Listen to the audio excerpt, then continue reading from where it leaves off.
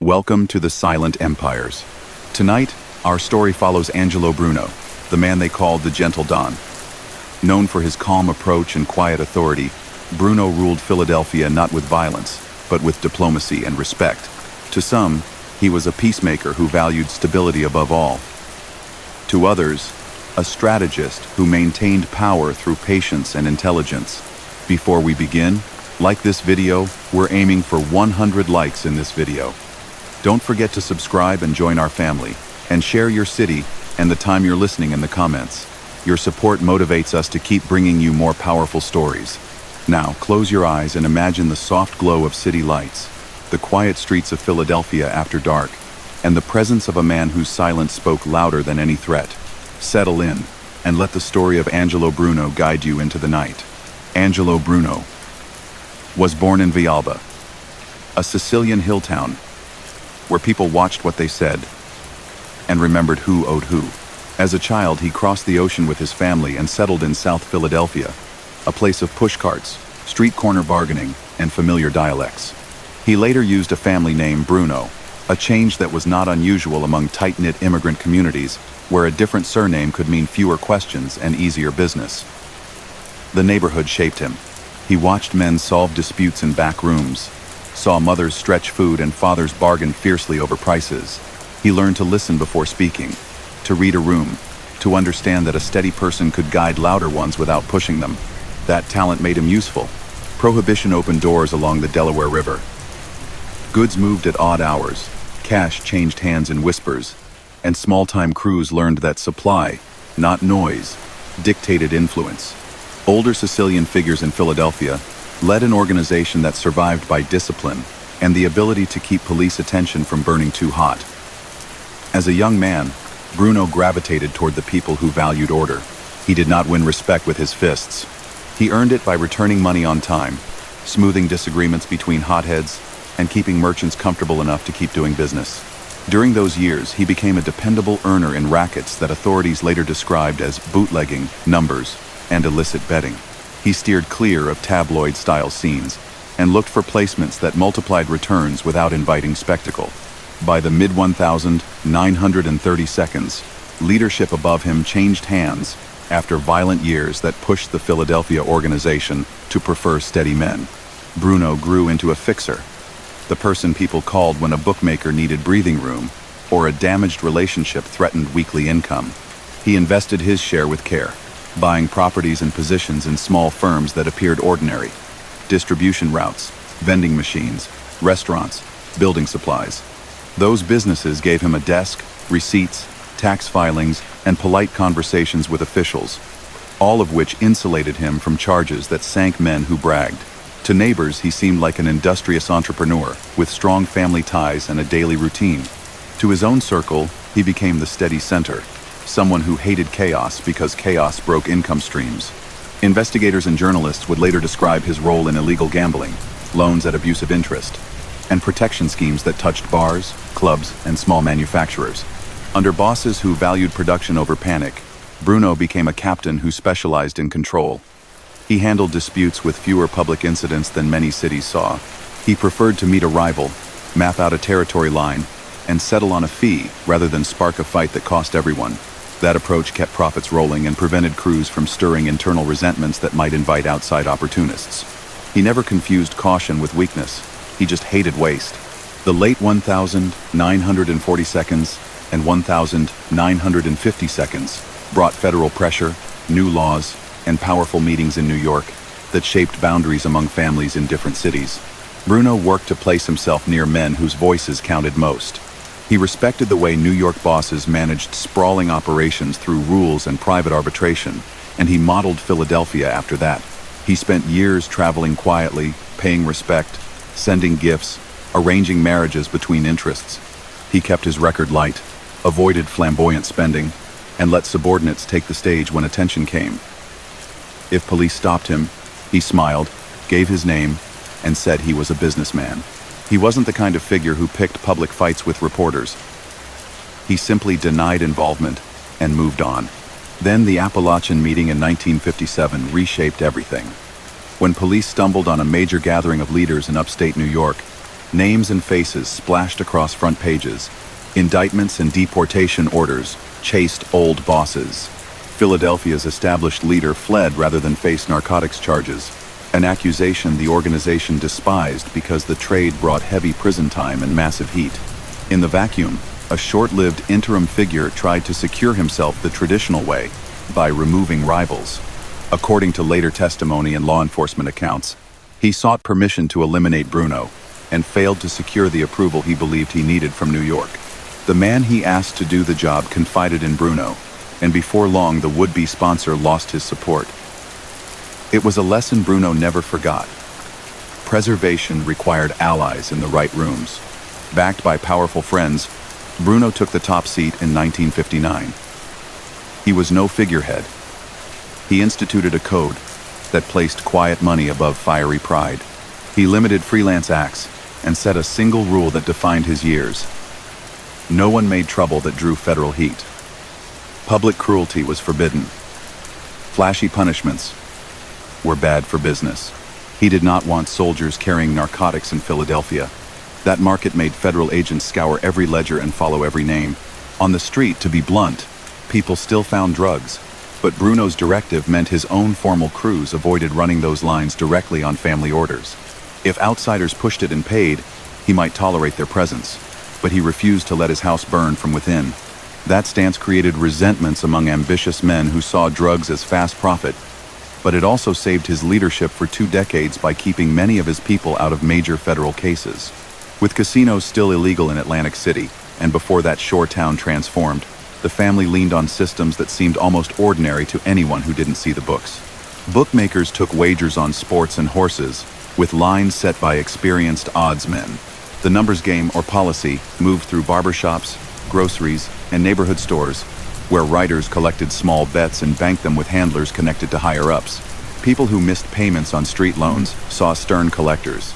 But under Bruno, those collectors were told to recoup money without drama. Bars and clubs paid to place jukeboxes and machines controlled by favored vendors. Coin-op routes delivered steady income with minimal fuss. A portion of construction sites and union halls had to deal with intermediaries who could make problems disappear or last forever. The picture was not romantic. It was a disciplined money machine that ran on fear disguised as courtesy. Bruno kept authority by cultivating cooperators at every level. He took meetings with small business owners who wanted peace, ward leaders who wanted quiet precincts, even a few who wore badges and preferred calm streets over turf wars. State commissions and grand juries wanted him under oath. He refused to cooperate on principle, took contempt charges when he had to, and served brief stints rather than speak. Those episodes hardened his image as a man who could ride out pressure without folding. He was calm in corridors, polite with clerks, and good at reminding jurors that the law required proof.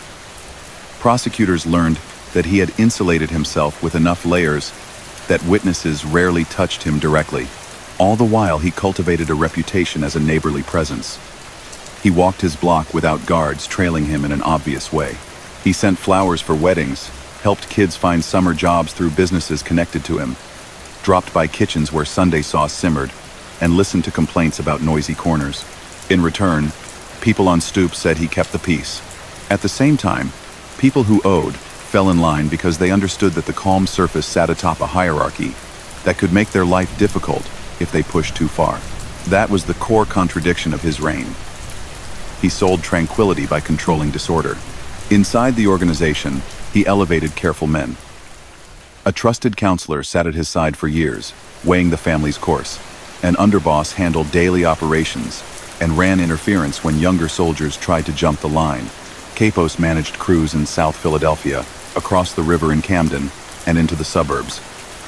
He gave rising figures like those stationed in Atlantic City breathing room to earn but kept them on short leashes.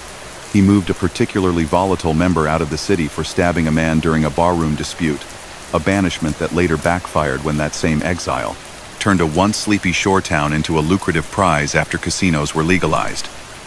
Bruno's ability to predict danger sometimes faltered when money's lure grew too strong. He also navigated delicate borders with other families. New Jersey was a patchwork where New York families and Philadelphia interests overlapped. He avoided turf wars by dividing slices of action and sending envelopes across lines to keep people content. When he wanted something, he asked. When someone wanted something of his, he might allow it for a fee. It was a system built on phone calls, not street fights. In a different city, that approach might have been seen as soft. In Philadelphia, it kept his men alive and his name out of headlines for years at a time. The list of crimes federal files pinned to his era runs long. Illegal gambling, usury, extortion, labor racketeering, bid rigging, skimming from vending and coin-op routes, and the corruption that greased those systems. Those activities harmed people. Debtors fell into traps. Honest contractors missed work they should have won. Club owners paid hands they couldn't afford. Ordinary families lost savings to the numbers. Bruno did not present himself as a savior. He presented himself as order within a world he insisted already worked like this. To him, the line between legitimate and illegitimate was not moral. It was practical. Investigators, community leaders, and victims saw it differently, and they were right to push back. In private, Bruno scolded men who brought problems to his door. If someone picked up narcotics to chase quick returns, he punished the breach not with spectacular reprisals but with demotion, isolation, and, if necessary, removal conducted out of sight. If a collector used needless cruelty, he reminded the crew that a business without customers was a charity. He wanted borrowers to fear default, not meeting his people.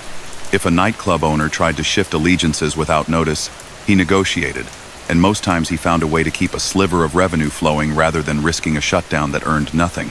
He understood public relations.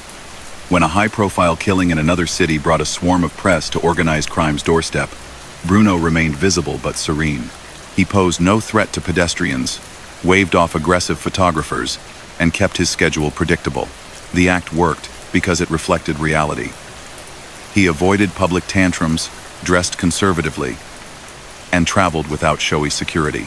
That image built the nickname that outlived him. Yet those who worked close knew it was a choice, not a disposition. If he gave an order, it was to protect an income stream or to enforce discipline. He did not relish punishment. He simply viewed it as necessary to keep the entire structure stable. By the late 1962, state and federal task forces understood his operation well enough to write reports that sketched it with uncomfortable clarity. They subpoenaed books, watched vending companies, staked out lounges, and listened to phones when judges approved it. They tried to trace money across state lines and link him personally to the movement of envelopes. Even then, Bruno evaded the kind of indictments that sent bosses away for decades. He survived because he refused to sign papers that could be misread. He used intermediaries for delicate tasks, and he let legitimate businesses pass audits cleanly. The paper trail never quite climbed to his chair. He had friends in New York who appreciated his approach. A key ally there admired his aversion to chaos and supported him at moments when Philadelphia might have splintered. During the years when that ally ran the most powerful family in the country, Bruno grew even more insulated. He mirrored those policies. No profile, no rash violence, no scandals. It kept the commission's approval on his side when restless captains beneath him started to chafe at what they viewed as a slow trickle in a region about to ripple with new opportunities. When New Jersey voters approved legal gambling in Atlantic City in the mid-1970s, decades of quiet maneuvering rushed forward at once. Bruno moved to control contractors, unions, transport, and service businesses surrounding new casinos, not the casinos themselves. He believed the edges, parking concessions, supply contracts, labor locals, food distribution, trash hauling would yield serious money without federal heat. He leaned on subcontractors and stewards, who understood how to steer bids and secure peace on job sites. This strategy made fortunes and increased jealousy within his ranks. Men who had waited years for their turn looked at the ocean and saw a jackpot. Bruno saw risk, an invitation for federal agents to plant microphones in boardwalk offices and follow money through banks. As the shore glittered and the city changed, the old man doubled down on his style. He told his commanders to be patient, to enjoy their shares, to remember that law enforcement would descend if they flaunted new wealth. He blocked some people from direct access to the fattest accounts. He cautioned that drug money, now pouring through channels some of his men wanted to tap, would poison everything. He kept his neighborhood routine, unhurried walks, dinners with close friends, and a serenity he believed he had earned. The same qualities that had protected him for 20 years, restraint, Alliances with powerful figures in New York, a focus on predictable revenue, were about to collide with ambition, resentment, and a miscalculation that would end a long season of relative calm. In the years when Atlantic City's new lights began to flicker on, he doubled down on restraint.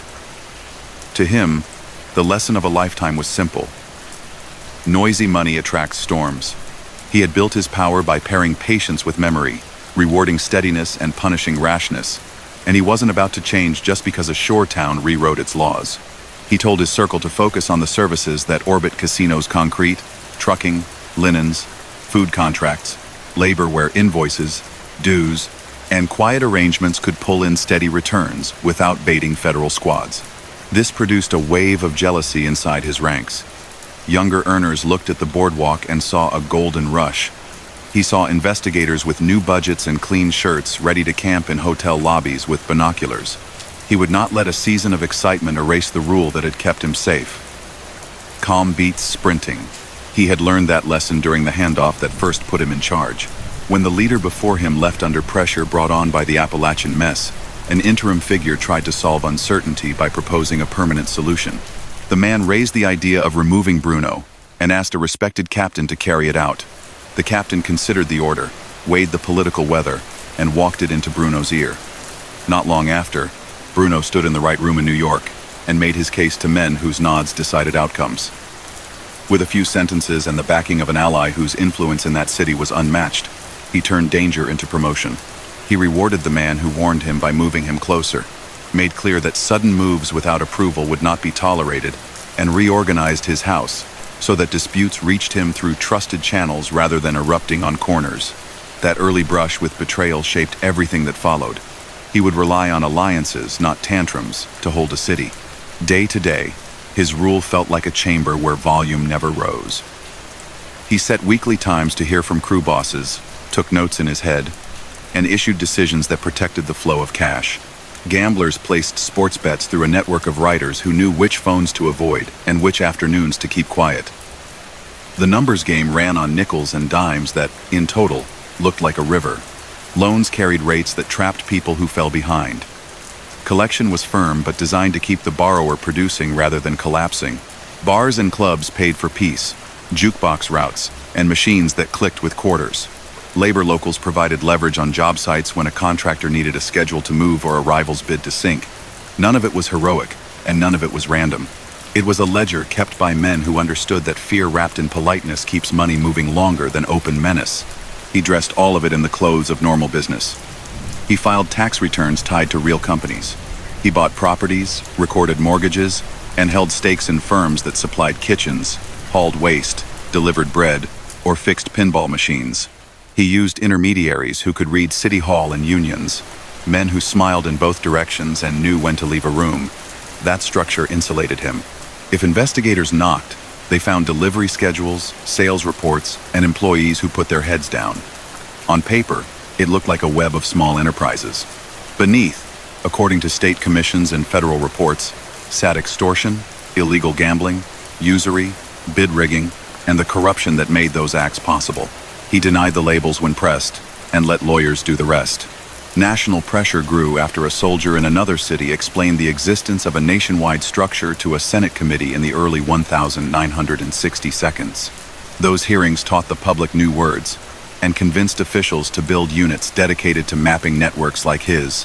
Bruno adjusted by further lowering his profile.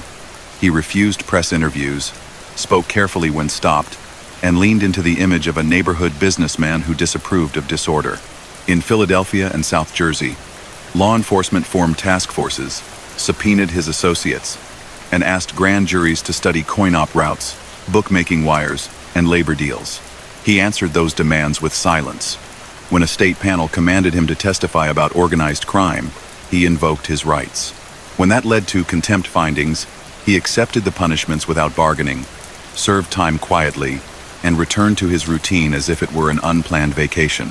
Each stint behind bars was measured in months, not decades, because prosecutors struggled to connect him directly to the acts their reports described. The layers he had built did their job. Across the Hudson and on Mulberry Street, he nurtured relationships with men whose words settled disputes in half the country. One friendship, Sealed during years when that ally led the largest organization in America, protected him when Philadelphia threatened to splinter. If a border dispute with New Jersey crews tightened, he placed a call and proposed a split that satisfied pride and wallets. He sent respect up the line and received it back. That meant he could keep his directives intact, keep the family out of narcotics trafficking, use restraint with force, and never endanger income streams with flamboyant cruelty. In practice, some people around him touched that forbidden market anyway, because temptation and opportunity are hard to extinguish. But on formal orders, he refused to make it a house business. He believed that drugs drew long prison terms and informants willing to talk to save themselves. That stance preserved him but planted grudges among men who saw in narcotics a staircase to fast wealth. The personalities inside his circle reflected a city's contradictions. He relied on an older underboss whose patience matched his own, and on a counselor who kept notes on who stood where during conflicts. He valued a captain in South Philadelphia who could keep ambitious young men busy, and a counterpart across the river who managed Camden and the suburbs with a stricter hand. He kept a volatile soldier out of town after a knife fight, sending him to the shore where, for years, he earned small money managing bars and construction patches. That exile later turned into a platform when casinos remade Atlantic City. The man's resentments multiplied with the new money he believed he deserved but couldn't control. In Philadelphia, Bruno promoted men by reliability, not charisma. It kept things predictable but left certain figures feeling overlooked. North Jersey created a separate set of tensions. A trusted earner with roots in Newark built a strong operation in that city and along the Turnpike corridor, tapping gambling and loans in neighborhoods long influenced by a different New York family. Bruno demanded a piece because the earner reported to Philadelphia, not to Manhattan, and because he believed jurisdiction mattered. He also paid respect to New York by slicing revenue appropriately when territory overlapped, a complex set of envelopes designed to keep peace. Over time, that Newark-based subordinate felt squeezed, taxed by his own boss, pressured by neighbors, and barred from profiting from drugs, while others across bridges did so, and prospered. That stew simmered for years. By the late 1972, it was boiling. When New Jersey voters approved casinos in 1976, the boss's long view looked old-fashioned to men who had waited their entire lives for a legal flood of cash. He refused to touch casino cages and floors directly, pushing instead into delivery contracts, concrete pours, drywall, union hiring, and waste removal.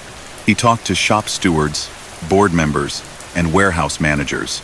He told his crews to keep spending modest and their workdays ordinary. He insisted on clean books where they could be clean and plausible explanations where questions would be asked. His calculations worked in the short term. Envelopes grew without a spike in violence. But the larger the pot, the more visible the splits. Captains stared at the shore and believed they were owed more. New faces from New York eased into town and claimed slices with permission he had granted, which only sharpened local resentments. He was playing chess. Some of his men wanted a sprint. Throughout this period, the list of activities linked to his organization remained steady. Investigative commissions and U.S.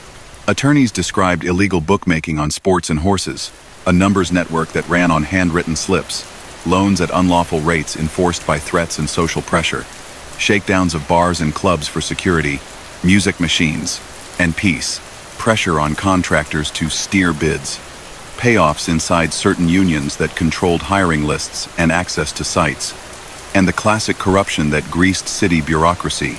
Complaints from victims rarely made it to open court because the system punished those who spoke, or because people believed that going to the police invited more trouble. Bruno did not romanticize any of this. He saw it as a business model that predated him, and he would insist to anyone who asked that he was a legitimate businessman. Investigators, editorial writers, and clergy countered with facts and families. He responded with a shrug and a lawyer. As the decade turned, he faced two changes he could not control. First, the death of his most powerful friend in New York removed a protector whose simple approval could suppress rebellions. The new leadership there respected him but made fewer guarantees. Second, new federal laws allowed prosecutors to bundle acts committed by different people into one racketeering case, a tool that made chiefs more vulnerable when underlings were careless. He responded by reducing his public schedule, focusing on family life and a few businesses he could visit without raising eyebrows. and tightening his circle. Even then, he remained visible in his neighborhood. He drove himself at times. At others used a driver who had started as a tradesman and grew into a confidant. He attended church, walked to dinner, smiled at store owners, and kept the rhythm of a man who didn't believe danger lived on his block. Contempt cases still nipped at his heels. Late in the 1,970 seconds, a refusal to testify produced a longer stretch behind bars than he had served before. He spent those months reading, keeping a steady face for visiting family, and refusing to talk in ways that might protect him now but complicate things later. He returned to South Philadelphia thinner, grayer, and no less committed to silence.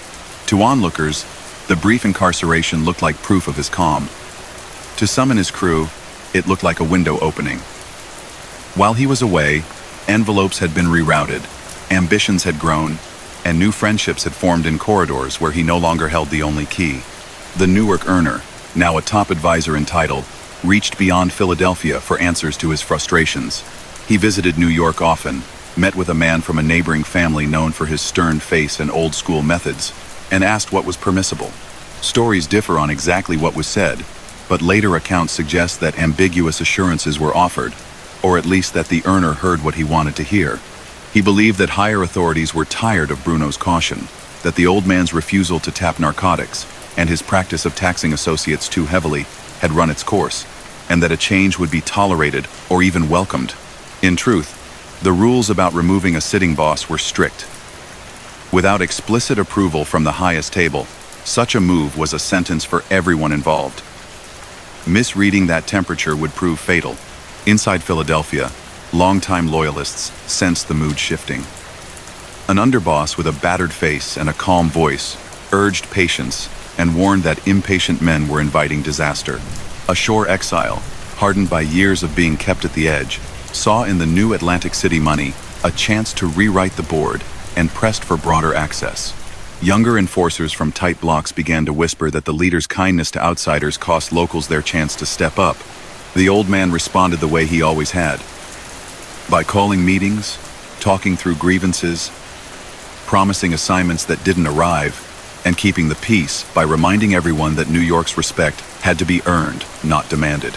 He still believed that if he kept the money steady and the headlines quiet, outside approval would protect him from any internal storm. He underestimated the urgency building in men who felt they had waited long enough. The advisor with Newark roots grew sure of his plan. He lined up allies, an ambitious bookmaker who handled large wagers and a regional figure with influence in Trenton corridors, and arranged financing and logistics he thought would be needed after a transition. He misunderstood one more thing. The degree to which the New York figure he had consulted would protect him if the ground shifted under his feet. In his mind, a nod given across a table counted as a blessing. In that other city, only certain nods counted, and not all of them had been offered. In the months after his release from contempt custody, Bruno resumed his routines with renewed confidence in his formula. He visited quiet restaurants, sent baskets to new babies, and kept coins in his pocket for neighborhood kids who called to him by name. He preferred meetings in kitchens to back rooms, and he tried to convince skeptical captains that a slow harvest was better than a wildfire. He believed in time, because time had protected him for 2 decades. He was not naive about betrayal. He had seen it before and turned it into his coronation. But age and long success can blur the sharp edges of caution. He overlooked the way money changes old friends, the way legal casinos created new temptations, and the way the death of a distant ally can echo down city blocks he knew by heart. Phones clicked in Newark, Manhattan, Camden, and South Philadelphia. Cars idled outside row houses and diners.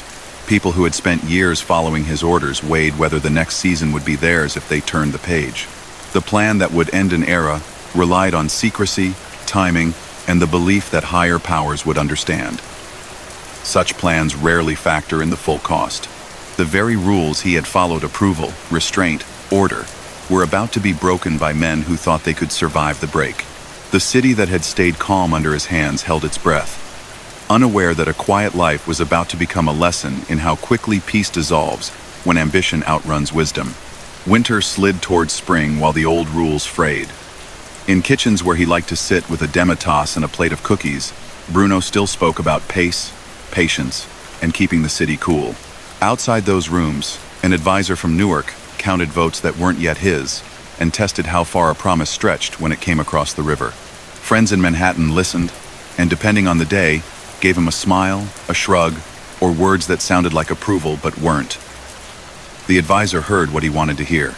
He had influence in Newark, collected plenty from gambling and street loans, and felt taxed twice, once by the neighbors to his east, and again by the man in South Philadelphia, who took a cut and told him to avoid the rush of narcotics. He saw the shore's new skyline and thought the time for slow envelopes had ended. Nearly everyone around Bruno had some version of that impulse. He answered it the same way he always did. Keep cash clean, keep tempers down, keep outsiders calm. The calendar narrowed to a night that looked ordinary. He had dinner, told a joke in a voice so low people had to lean in, and headed toward home with a trusted driver whose job for years had been to keep him on schedule and off radar. The block where he lived did not look like the address of a man who commanded territory from Camden to the Turnpike. It looked like any South Philadelphia street, with row houses pressed together and porches that collected neighbors at dusk. A car rolled to a stop. A door stayed shut.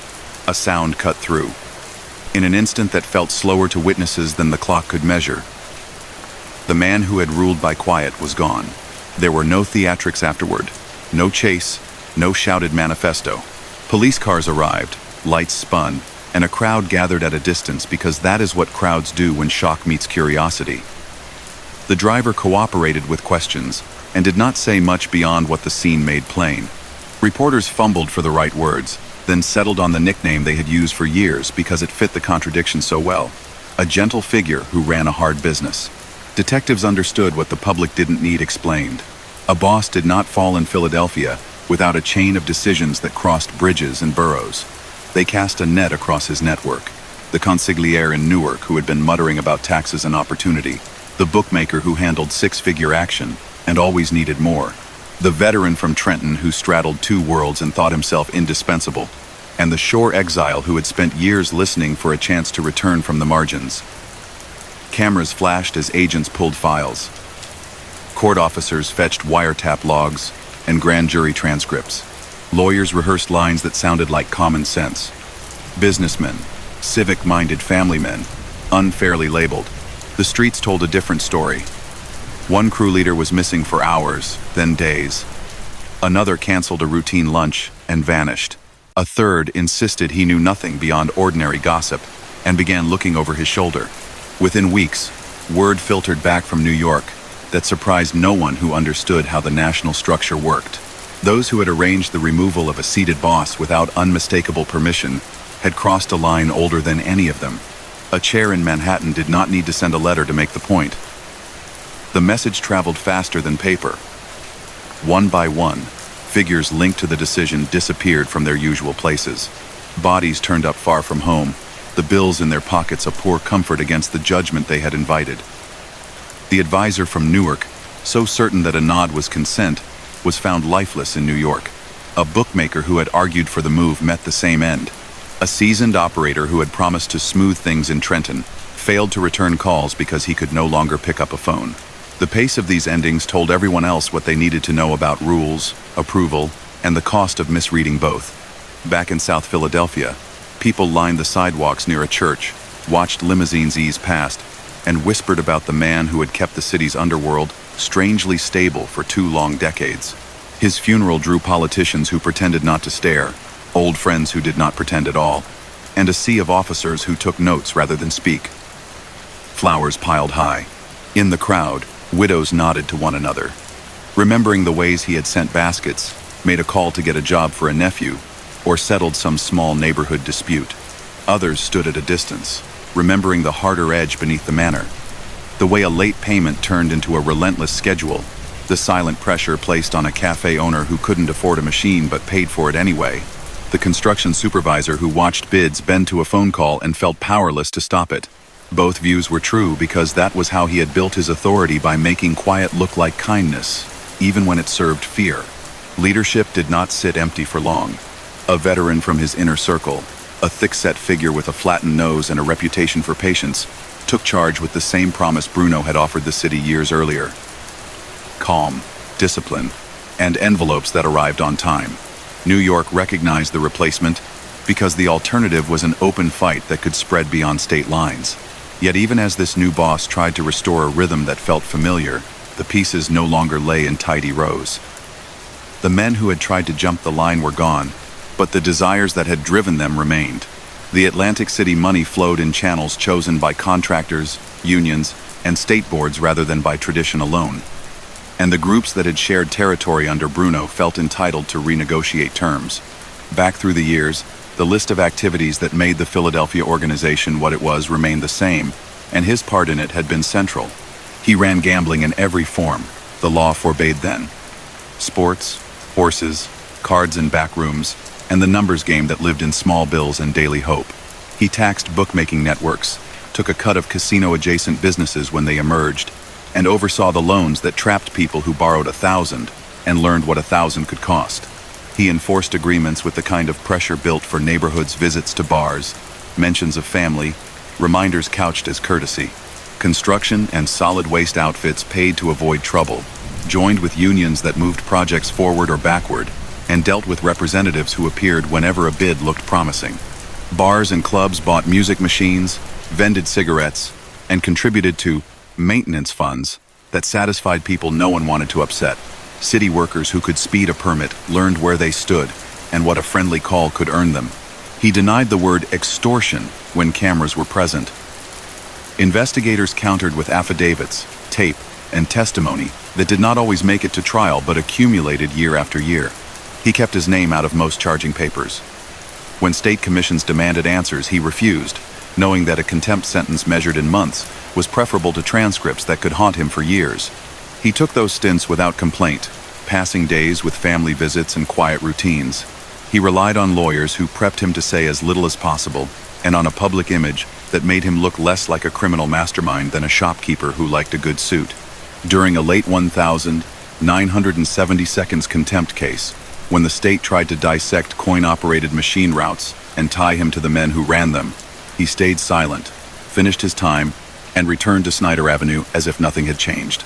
That approach, viewed by some as stubborn or arrogant, was in fact the product of long experience. He understood that words live longer than people. The deceit that led to his end grew from that same understanding of how information travels. The Newark consigliere approached a senior man in the Genovese orbit who had decades of power and a face that read like a granite wall. The question was simple. Would New York bless a change in Philadelphia, given the grumbling about narcotics, taxes, and opportunity lost?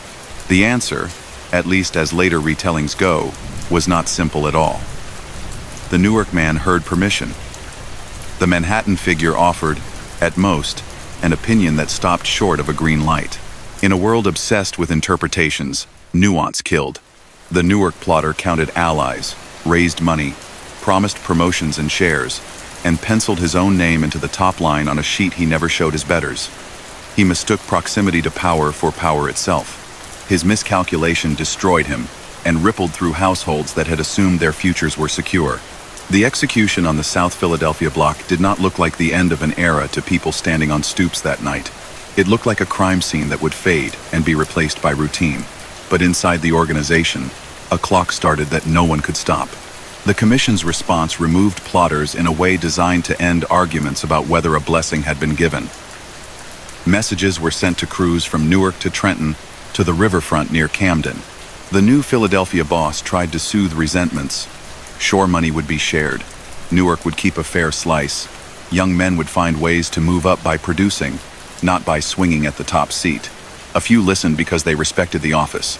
Others nodded and waited, telling themselves they would navigate the moment and then find a way to make the boardwalk pay at a pace they preferred. For all the mannered restraint of his tenure, Bruno did not lead a peaceful life by any definition most people would use. His realm depended on fear and on the manipulation of basic needs: jobs, safety, access to opportunity. He pressed bar owners for backroom access, and to stock machines tied to his allies, squeezed contractors until profits came out in the right proportions, and used labor as a lever against anyone who thought the lowest bid could beat a phone call. He ruled with fewer public explosions than other cities saw, but explosives weren't necessary when a reputation served as warning. Rivals who tried to plant a flag without permission in South Philadelphia learned quickly that the neighborhood belonged to him. Those who operated in the parts of New Jersey where New York's claims overlapped with his were told to split earnings or risk problems they weren't prepared to manage. That balancing act, tribute up, taxes down, calm in the middle, gave his city an unusual stability. It also meant that when he fell, the restraints that had kept men from lunging at one another loosened all at once. The instant that placed his name in headlines for the last time turned him into a symbol far larger than the man who walked to church, ate dinner with longtime friends, and waved to shopkeepers who appreciated a kind word. He became a lesson, used by prosecutors, to show that even an era of polite, organized crime ended in betrayal. Used by his admirers to argue that he had spared the city worse. Used by younger men to justify decisions they were about to make by claiming a debt long unpaid. His house was orderly enough that detectives could list names and titles without guessing, and messy enough that alliances shifted underfoot. The driver who had brought him home that night was interviewed, subpoenaed later, and accused by some of knowing more than he said. He beat charges that came his way in the years that followed, and lived long enough to take a seat of his own in a later, darker chapter. His survival that night became one more fact folded into the city's long argument about what had happened and who had known. Even the newspapers that liked to romanticize him took care to detail what he and his men had done to working families. They printed numbers on loan sharking rates, listed arrests for bookmaking and machine route extortion, and reminded readers that a bar owner who didn't pay often found trouble in ways that never made the police blotter. Clergy spoke about sin and temptation, not out of habit, but because the loss in neighborhoods with small margins could be seen on faces at confession. Civic leaders called for tougher laws, and legislators gave prosecutors new tools that would soon change everything by allowing them to describe whole enterprises in a single case rather than chasing each act separately. The RICO era arrived just as his life ended, a timing that spared him from trials that would bury old-school bosses in years to come. The quiet after his funeral did not last. The city he had kept in a steady rhythm would, over the next seasons, stagger through explosions and betrayals that would have looked unthinkable a few years earlier. The shore exile, once relegated to dusty boardwalk bars and small construction patches, came roaring back with an appetite for control. Young earners from tough corners saw their chance and grabbed at it. Newark lost the man who had been its bridge to Philadelphia, and fell back into the gravity of Manhattan. The new boss in South Philadelphia tried to graft Bruno's rules onto a landscape that had already moved on. A few drew comfort from routine collections, meetings, the smell of sauce on Sundays. Most felt the change in their bones. The city had lost the man who made other people lower their voices. Without him, even men who claimed to believe in order began to speak louder than they knew was wise. Years later, when historians and retired agents wrote about his life, they kept returning to the same hinge moments. The Appalachian fallout that cleared his path to power. The banishment of a volatile soldier that seemed minor at the time but later put a future ruler in position to profit from casinos. The Newark consigliere's conversations in Manhattan, where belief and reality parted ways. The March night on Snyder Avenue, when an old man who trusted his formula met an exception. And the weeks after, when rule keepers thousands of miles tall in myth and memory punished those who had forgotten the script. Through it all ran a single thread. Restraint as strategy. It lifted him, shielded him, and finally fed a resentment that killed him. In living rooms where families watched the evening news, his name became shorthand for a certain way of running a criminal syndicate. No spectacle, steady cash, minimal noise. That branding hid the harm, but also explained why prosecutors struggled for so long to reach him. He built screens out of paperwork and people, taught his men to be polite in public, and insisted on keeping the worst temptations fast narcotics profits at a distance. The cost of that policy was paid by underlings who wanted more. The benefit, for a time, was a city that saw fewer public blood feuds than its neighbors. The ledger closed with his name written in the largest letters. A leader who avoided courts, collected through pressure more often than force, and made his town believe that order could grow in the shade. When the lights dimmed on the day of his burial, men who had spent half a lifetime bringing him envelopes and asking permission found themselves making plans without a center. The new boss held the chair, but the memory of the old one worked like a ghost at every meeting. Some raised a glass to him and meant it. Others did the same and wished that the Atlantic wind had blown harder, sooner, in their direction. The city, with its porches and narrow streets, went back to what it does. People to work, groceries to buy, kids to school, weddings on weekends. Underneath, wires hummed, Books tallied bets, stewards moved names up and down, and the pressure that had defined a long era began to change shape. The rules he had written still stood in ink on some men's minds. Others reached for a pen. The city tried to fold back into its routine, but an absence that large does not stay quiet. On grocery lines and church steps, people repeated the same sentence in different ways. He had kept tempers down. Reporters wrote about stability as if it were kindness, and skipped over the pressure it took to make a neighborhood behave. Detectives who had tracked his circle for years knew that stability came from control, not goodness, and that the web he built had threads in every corner where cash moved easily, and rules bent for those who paid or feared. What disappeared that night was a referee who understood how to keep a dozen disputes from turning into a street-wide argument. The business remained. The discipline disappeared. Long before the shore glittered, and long before cameras learned his house number, he had assembled a machine that fit the habits of Philadelphia and South Jersey. He was a product of an older order built by Sicilian elders who valued decorum and feared chaos, because chaos drew the government. He took those lessons and modernized them. He put illegal gambling on a schedule, assigned territory so that writers and bookmakers didn't bump into one another, and created clearing points, safe rooms, and phones, where lines could be adjusted by experienced odds makers.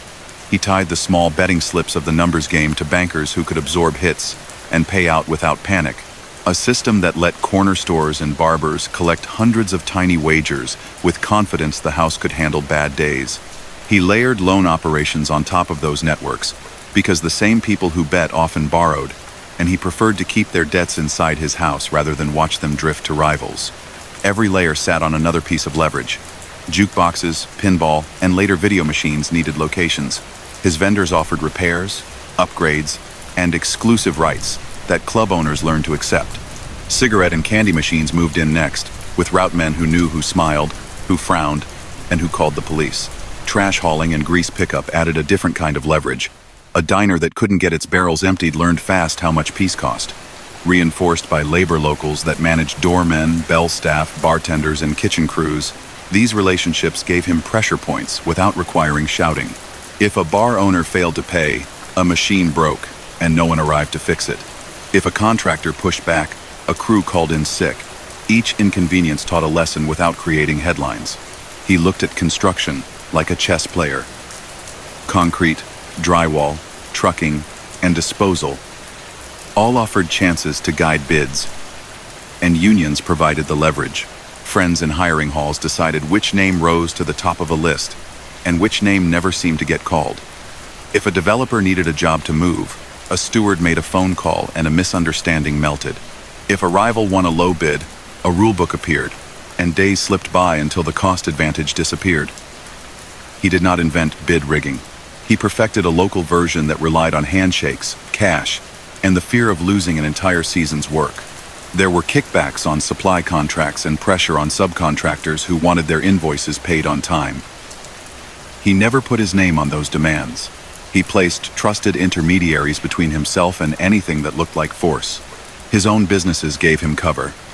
Real companies issued W-2 seconds and paid taxes. He held interests in properties that produced rent and in distribution outfits that could explain why he spent afternoons in warehouses. He appeared at zoning meetings as a concerned owner, not as a boss. That posture worked because he behaved like a careful manager of ordinary enterprises.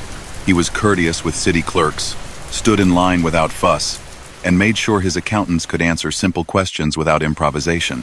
When a state panel or a federal grand jury sent him a subpoena, he arrived with counsel, invoked rights, and refused to educate prosecutors about a world they were trying to map. He served contempt sentences that ran in months and treated them like the cost of doing business. He returned home to a block that considered him a neighbor. His command structure was old world on purpose. A counselor, older than most and blessed with an almost photographic recall, kept track of who owed favors to whom and which men could be trusted to carry fragile messages. That man's death in the late 1970 seconds left a hole that he filled with a Newark-based moneymaker who had ambition and a sense of grievance. Promoting the earner stabilized things on paper by honoring his revenue.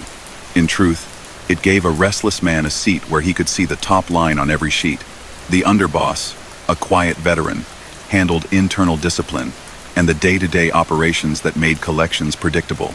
Below them, captains managed crews on the riverfront, in the Italian market, along Torresdale Avenue, in Camden, and west into neighborhoods where factory whistles still blew. He demanded that they keep violence rare and excuses rarer. He learned early that allies in New York mattered. Carlo Gambino appreciated his calm and supported him when others in his own city doubted he could hold the chair. That friendship counted during a dozen contested moments, from border disputes in North Jersey to grumbling in crews that wanted new revenue streams. When Gambino died, and a successor with different instincts took over, the Philadelphia boss lost a shield. He still had respect in the commission, the council that arbitrated disputes across cities, but he no longer had a friend who could stop an argument with a sentence. He continued to act as if that protection remained. It was one of his few miscalculations. On narcotics, his position never shifted. He told his men the family would not be in that business. The penalties were brutally long, the informant risk high, and the attention unrelenting.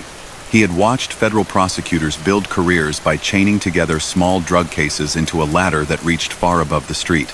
He believed gambling and loans brought money without inviting agents to live on your doorstep. In practice, people around him touched drugs anyway. He discouraged it when he could, punished it quietly when he had to, and tried to keep the family's money away from those proceeds. He was not a moralist. He was a realist. His rule on drugs was strategy, not ethics. It protected him for years, and fed the anger of men who saw others in nearby cities get rich fast and expected the same chance. Law enforcement made him a project. The McClellan hearings popularized the phrase, organized crime, in the early 1960 seconds. The Valakai testimony taught Americans about a structure that had existed for decades. In Pennsylvania and New Jersey, special commissions formed to study the way money moved along streets that everyone knew but few could describe in court. Agents surveilled social clubs, wrote license plates in little notebooks, and pieced together charts covered in names and arrows. They placed microphones in cars and in ceiling tiles, watched vendors swap out machines, and built cases against bookmaking operations that used code and pagers long before the tech was fashionable. They indicted lieutenants and sometimes reached a captain. They almost never reached him. When New Jersey's investigative body called him to testify about the coin machine trade and gambling, he said little beyond his name, accepted jail time for contempt, and returned home with the same calm he took in. He also understood politics. Ward leaders prefer quiet districts. Neighborhood business associations like predictable fees and trash pickup that happens on time. He made sure his house delivered those things where it could, brought envelopes to events that mattered, and gave a nod to candidates who promised little more than competence. He did not run City Hall. He learned its rhythms and used them. He kept lawyers close who knew which judges frowned at new surveillance laws and which clerks could spot a mistake in a warrant. He paid his taxes to the penny and left flashy homes to other men. A modest row house on Snyder Avenue made him look like a neighbor, which was true in a narrow sense and false in every other. When Atlantic City turned legal, he moved early on the edges. Trash, linens, food delivery, and parking concessions looked like rivers about to flood. He placed men he trusted in those channels and told them to pretend nothing had changed. He sought leverage in hotel and restaurant locals, in longshore unions that touched the supply chain, and in trucking outfits that sat between warehouse and casino. He kept his hands off cages and blackjack tables, because touching the heart of legal gambling invited inspectors and regulators who could not be bought as easily as a neighborhood inspector. He watched new figures from New York arrive to claim their slices with the commission's blessing. He sent respect and collected it, then passed along enough to keep the peace. His men wanted more. He said no, or not yet, or not like that. The answer felt like a wall to those who had stared at small money for years. The Newark earner's resentment thickened after he received the counselor's title, because the promotion did not reduce the tax he sent to Philadelphia or the tribute he paid to New York neighbors who insisted that Newark belonged to them. He met with a senior figure in the Genovese orbit, a man whose word carried immense weight, and asked the central question: would Manhattan bless a change in Philadelphia given the old man's refusal to let his people profit from drugs and his habit of taxing Newark too hard? The answer, by all later accounts, was artfully vague. He chose to hear permission. He counted allies: Frank Sindone, a bookmaker with reach; John Simone, a veteran who held sway in Trenton, and others who believed they had earned a bigger seat. The plan moved forward. The commission saw it as an unauthorized strike. The response that followed cost the plotters their lives and reset the board for everyone else. He had always been frank about the tools he preferred: favors, fees, small acts of pressure that made the next conversation easier. The harms were real. Debtors sank under rates that made escape almost impossible. Wagers ate paychecks and savings in little bites that added up. Club owners paid for machines they did not need because the alternative was headaches they could not afford. Contractors watched bids bend. Honest workers saw hiring lists that never seemed to find their names. He gave money to churches, sent wreaths to funerals, and remembered birthdays, and those acts mattered to families who received them. The same hand that offered help owned the power to disrupt a life. That duality was the signature of his time in charge. His calm was not performance alone. He disliked chaos because chaos cost money and invited trouble that could not be negotiated away. That personal preference matched a practical wisdom shared by the men who had taught him. He enforced rules about meetings, phones, and schedules, because carelessness is a disease in any enterprise and an epidemic in his. He kept hotheads at a distance, exiling one to the shore after a courtroom loss tied to a stabbing, and shielding another from promotion, because temper and rank are a ruinous combination. Those decisions seemed minor when he made them. They changed the next decade's history when casinos rose. The night he died has been studied, picked apart, and argued over for decades, and yet the outline is simple. He left a friend's house after dinner, climbed into his car with a driver he trusted, and stopped short of his doorstep. A blast ended his life. The driver, questioned at length later, stayed quiet about questions he did not feel required to answer, and lived on to become a power of his own years later. Police photographed a scene they knew would be on front pages by dawn. Writers reached for a nickname that told a story readers already knew: a soft-spoken boss in a hard city. The facts underneath the label did not change. He had overseen a wide set of illegal businesses: bookmaking, policy, loans, extortion, bid rigging, and labor racketeering, and used charm as a tool as much as threat. What followed happened fast. New York moved against the plotters who had taken his life without a clear blessing. Bodies turned up in places that made a point. The Newark man who had engineered the move paid first, his end recorded in law enforcement files as a warning. The bookmaker followed. The Trenton veteran disappeared from his routines and then from life. With the conspirators gone, the commission recognized a successor in Philadelphia who promised continuity. That promise collided with greed and wounded pride almost at once. The order he had enforced for 20 years had not erased ambition, only contained it. Without him, ambition filled every room. People who try to sum up his life use words like restraint, patience, calculation. Those fit. They must be paired with words that describe the damage. He extracted money from people who could not spare it, and told himself the system had always been like this. He turned unions into levers and treated public contracts like private opportunities. He controlled the rhythms of entire neighborhoods through habits others mistook for kindness. He did it without the theatrics that soaked other cities. That is not the same thing as mercy. It is a different way to run the same kind of business. The story of his years in charge closes on a paradox. He kept violence lower than in many places, and made his city feel steady, even to those who did not know why. That very steadiness allowed a generation of earners to imagine they could break the rules and install a new order without paying the traditional price. They paid it anyway. The system he believed in, alliances, approvals, tribute, outlived him and crushed the men who had dismissed it as old-fashioned.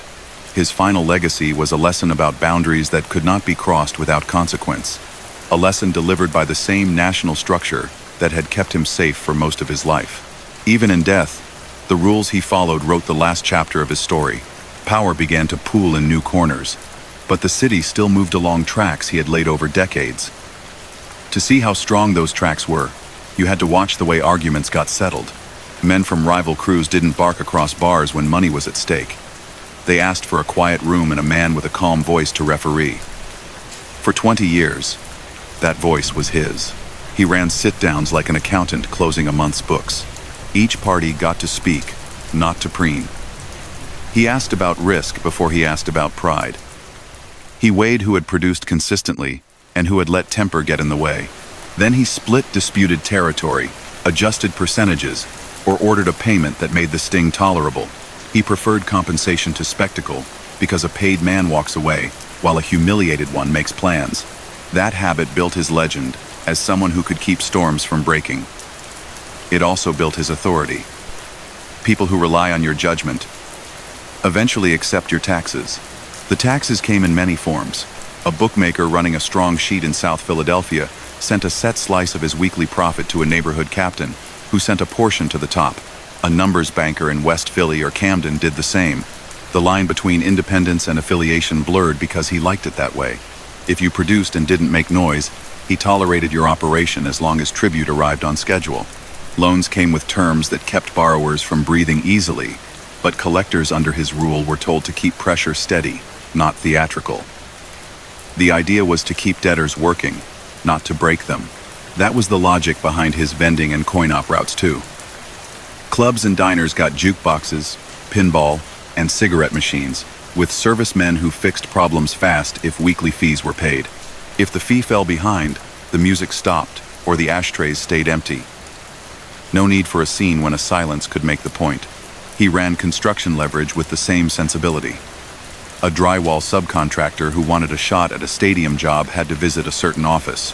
Concrete pours got scheduled, rescheduled, or inspected, depending on whether an envelope reached the right hands. Trucking outfits found that their deliveries met fewer sudden weight checks when bills were in order. Unions provided structure for all of it. Hiring halls kept lists. Foremen drew from those lists. And stewards could move a name up or down based on nothing more than a frown from a man who worked for him. Publicly, it looked like routine workplace life in a union town. Privately, it was a set of levers he controlled, one phone call at a time. That mix of formal rules and informal power became his signature. He knew the rule book well enough to use it against anyone who thought a clean bid could outrun quiet pressure. He invested the proceeds in ordinary things to look ordinary. Row houses that produced rent.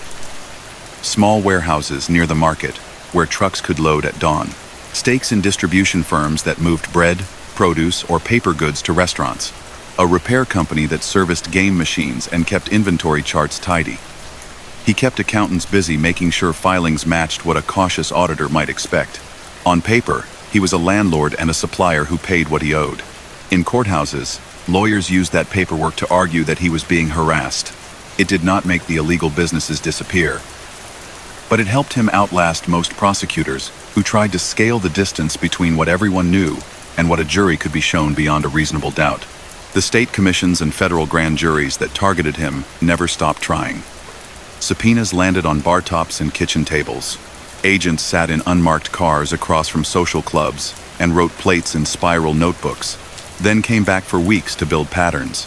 Microphones found their way into ceilings. Phone taps caught coded talk about line moves, drops, and collections. He dealt with it by refusing to teach them how his world worked. Before New Jersey's investigative panel, he offered his name and little else. Judges held him in contempt, and he served months at a time rather than feed a transcript that would live forever. He treated those stints like a price, not a crisis.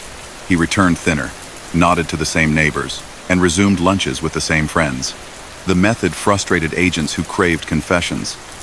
It also kept him in his chair, while many of his generation fell. He cultivated an image that matched the furniture in his row house. Solid, modest, familiar. He walked to church, waved to people who leaned on porch rails, and sent flowers to families long after a funeral crowd had thinned. He preferred simple suits, ate at places that felt like home, and avoided clubs where flashes popped. That look was strategic, but not fake. He liked routine. He also understood that a city built on neighborhoods would defend a neighbor who kept things quiet. When newspapers used "Gentle Don," he neither encouraged it nor tried to kill it. The label did work for him, though. It tilted public opinion just enough that each new headline felt less like a danger and more like noise in a life that looked stable from across the street. Inside the family, his promotions rewarded the reliable, not the colorful. A thoughtful underboss dealt with street headaches before they reached the top table. A counselor kept track of a spiderweb of obligations, an old man's gift that eventually died with him and left a gap the boss thought he could fill by elevating a top earner from Newark. That decision honored money, and sowed resentment at the same time. Captains along Passyunk and down by the river handled their corners. Across the Delaware, crews in Camden and the suburbs collected from clubs and construction sites that fed Philadelphia's appetite for work. Farther north, Newark's operations stayed productive, but constantly squeezed between his taxes and a neighboring family's claim. He managed the friction by paying respect where he had to and collecting where he could. It was a balance beam that worked, while the man in New York, who admired moderation, was alive. After that ally was gone, each wobble grew harder to steady. He had a strict view on unauthorized force. Private discipline existed, but it was rarely public, and it almost never spilled into daytime streets. If someone violated a major rule, stealing from the house, bringing federal glare through reckless acts, pursuing narcotics against orders, the response was firm. He favored demotions, isolation, or quiet removal conducted far from gossip. He told his men that a business that hurts itself to make a point is not a business at all. That approach meant fewer front-page spectacles than other cities endured. It also meant that aggressive younger men felt smothered. They wanted to make their reputations quickly. He insisted they earn it slowly. Their impatience didn't vanish because he insisted. It gathered behind closed doors until the day it broke containment. He managed overlapping territories by calling and visiting rather than posturing. New Jersey's map didn't care where the river ran. Lines shifted based on who could produce and who could keep calm. He sent envelopes east to Manhattan when pieces of land clearly belonged to them by tradition. When his men worked new slices near the shore or in Newark, he negotiated percentages and sent tokens of respect that kept friendships alive. He expected the same consideration when New York crews eased down to Atlantic City and sniffed around contracts he cared about, most of the time. The system held.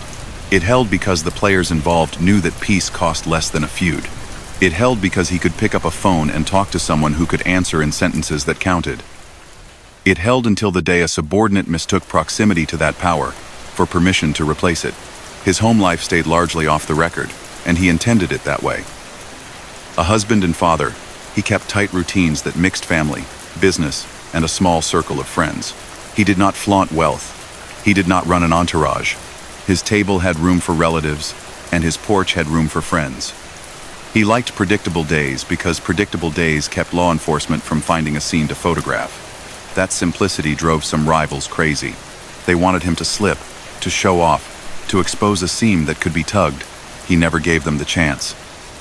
Even people who disliked his grip on their industry admitted that he didn't rub their noses in it. One of the more striking parts of his legacy was the way he handled communities outside his own. The numbers game didn't belong to one neighborhood.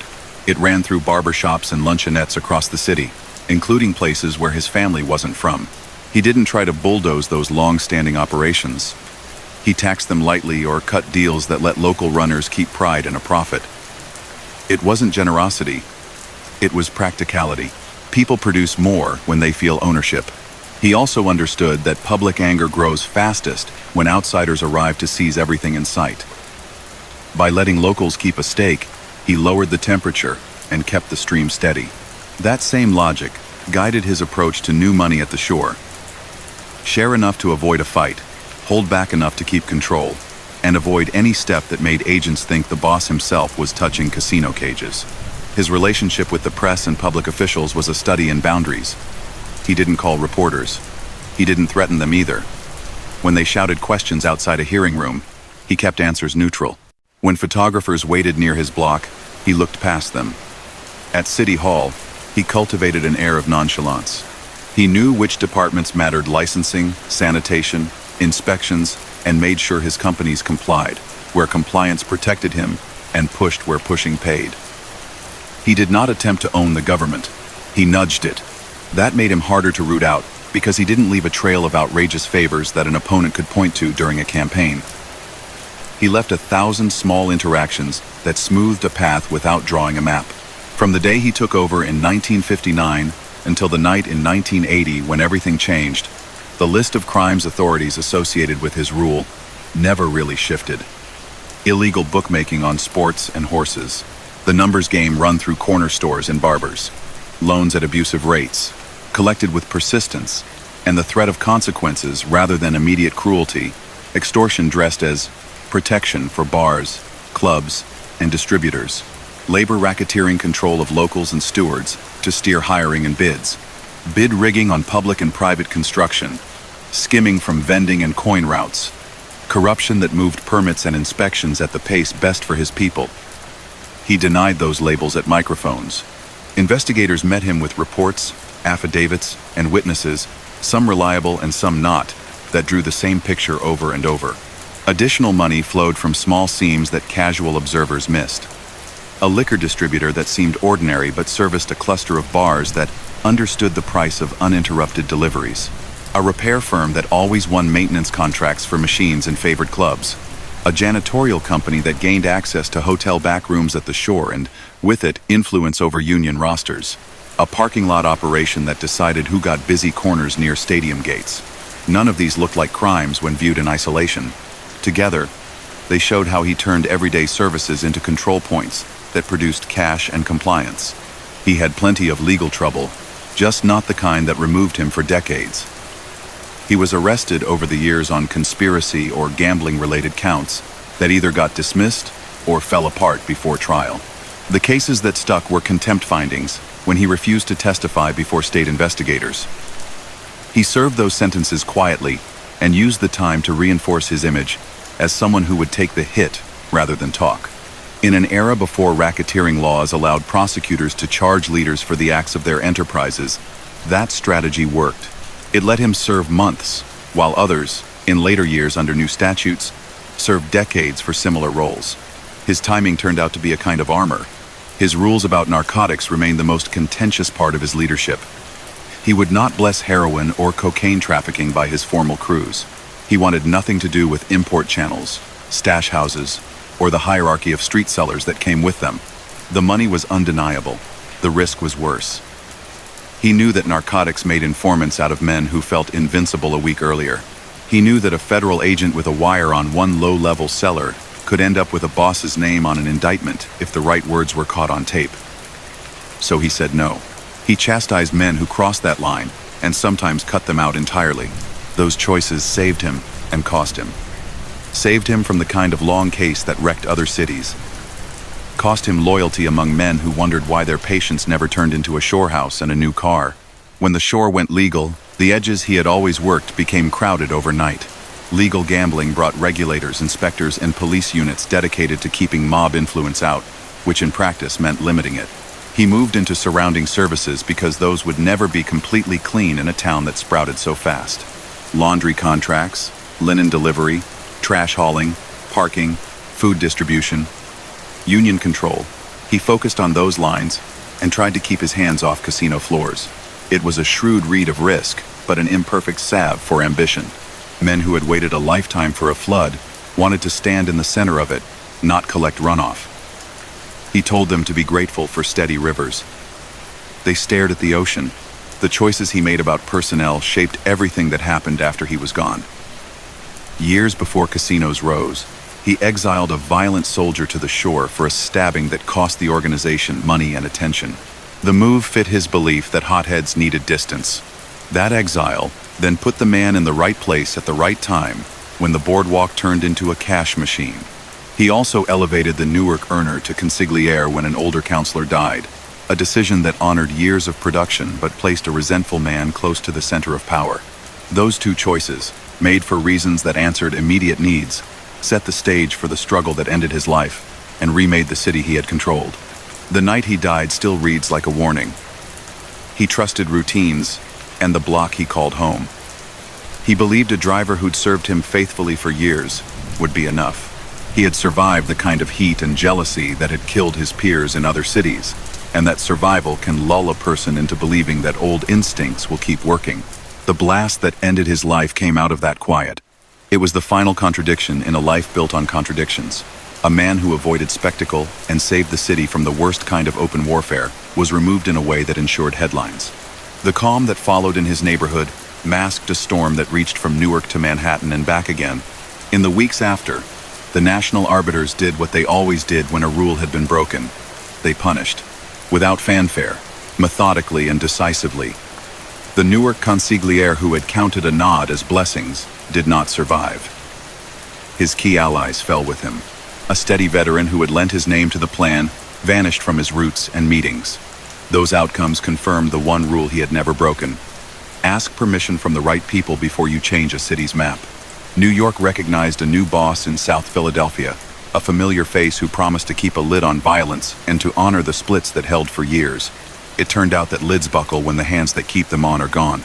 Looking back, the people who grew up under his era talk about two truths at once. He kept open feuds rare and daily life predictable, which mattered to families who wanted normal weeks and quiet Sundays. He also ran a system that leaned on fear disguised as courtesy, siphoned money from small businesses already stretched thin, and bent public institutions to private ends. He sent flowers and sent threats, rewarded loyalty and punished defiance, kept the peace, and profited from the pressure it took to make that peace hold. That mixture, so hard to square in simple moral terms, is what made him powerful. It also made him inevitable to a city that prefers problems it knows how to manage to promises of sudden change that never arrive as advertised. What remains when all the files and clippings get stacked together is a profile of someone who figured out that in certain places, quiet is the loudest tool. He learned it as a boy in a house where money was counted carefully and voices were kept low. Used it as a young earner to win trust from men who liked results over noise, and perfected it as a leader who survived by keeping others from turning small cuts into wounds. He did harm. There is no honest way to tell his story without saying so. He also imposed a kind of order that many found preferable to the chaos that followed. His life is a study in what happens when a city allows an unelected figure to control enormous pieces of daily commerce, so long as he promises to manage trouble. For 20 years, he kept that promise. What came after proved how fragile the arrangement had always been. The calm most people remembered was not an accident. He trained men to treat disputes like math. A bookmaker from Passyunk and a numbers banker from Point Breeze might both claim the same block. He listened, asked how long each had been there, how much each produced, who kept a cleaner operation, and how often police showed up where they shouldn't. Then he measured risk against return and handed out boundaries as if drawing new streets on a map. If the men balked, he adjusted a percentage or required a one-time payment to make a bruised ego feel seen. It was quiet theater designed to produce compliance without splintering friendships. A few left those rooms angry anyway, but even the angriest found that weeks later the money felt the same and the sting faded. He counted on that. That confidence, built over years of outcomes that held, made him believe he could manage any storm if he kept the numbers straight and the temperature low. Names mattered inside his circle. Philip Testa, a heavy-set underboss with a patient face, handled routine friction and kept South Philadelphia steady. Frank Narducci managed men who collected from bars and clubs along streets, where jukeboxes and cigarette machines lined the walls.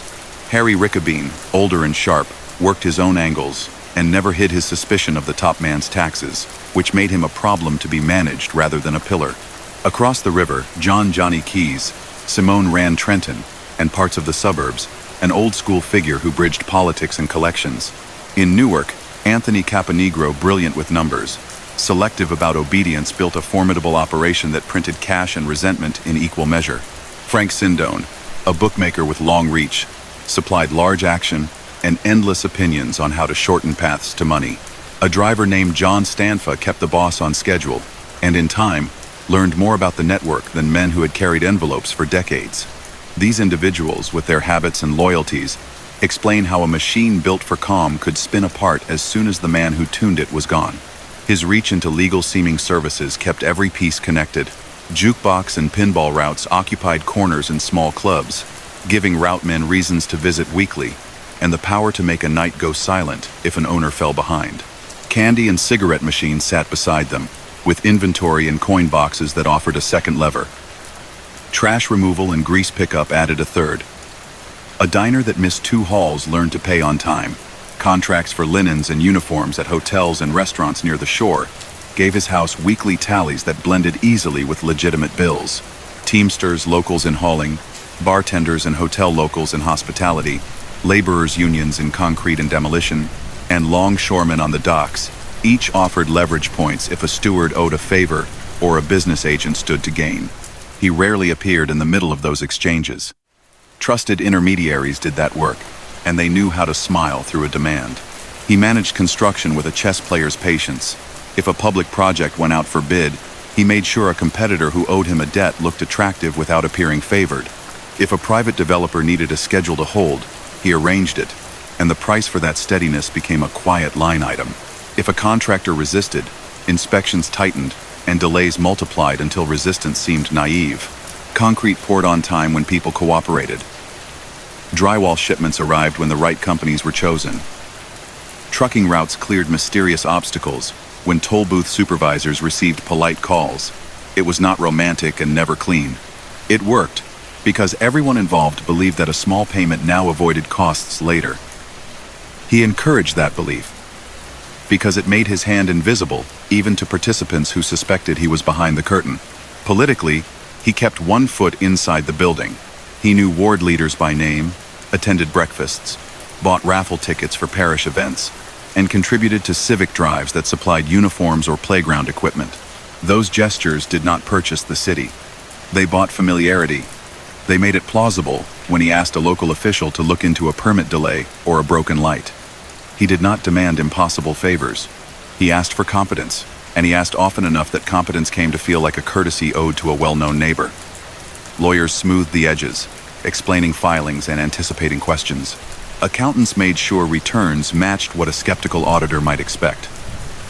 As a result, when the state accused him of profiting from illegal businesses, his legal face belonged to someone who looked like a model citizen with a few troublesome friends. He bled patience into policy, especially about narcotics. Decades before the crackdowns that sent bosses away for life, he told his men that drugs would poison the house and invite federal squads with fresh shoes and limitless time. He had seen early narcotics cases turn low-level dealers into witnesses who talked until the sun rose. He prohibited formal involvement in heroin and cocaine, a rule enforced with demotions, banishments, and, when he deemed it necessary, quiet removals that did not make front pages. Street reality never matches policy. Some people near him touched that market anyway. He refused to let those proceeds define the family's accounts. That choice protected him from the rackets cases that crushed others in the next decade. It also hardened the belief among ambitious men that he was denying them their birthright while still collecting tax from their other work. Law enforcement pursued him with long patience of its own. The McClellan hearings and Joseph Valakai's testimony taught officials how to describe his world in words a jury could understand. Pennsylvania's and New Jersey's investigative commissions took that vocabulary and chased him through coin-op routes, sports bookmaking lines, numbers banks, and the union corridors where work lists were made. They staked out social clubs, installed microphones in ceilings and cars, tapped phones with court orders, and warned small business owners who showed signs of pressure. When he was subpoenaed, he arrived, gave his name, and nothing else. Judges held him in contempt. He served time measured in months. The pattern repeated.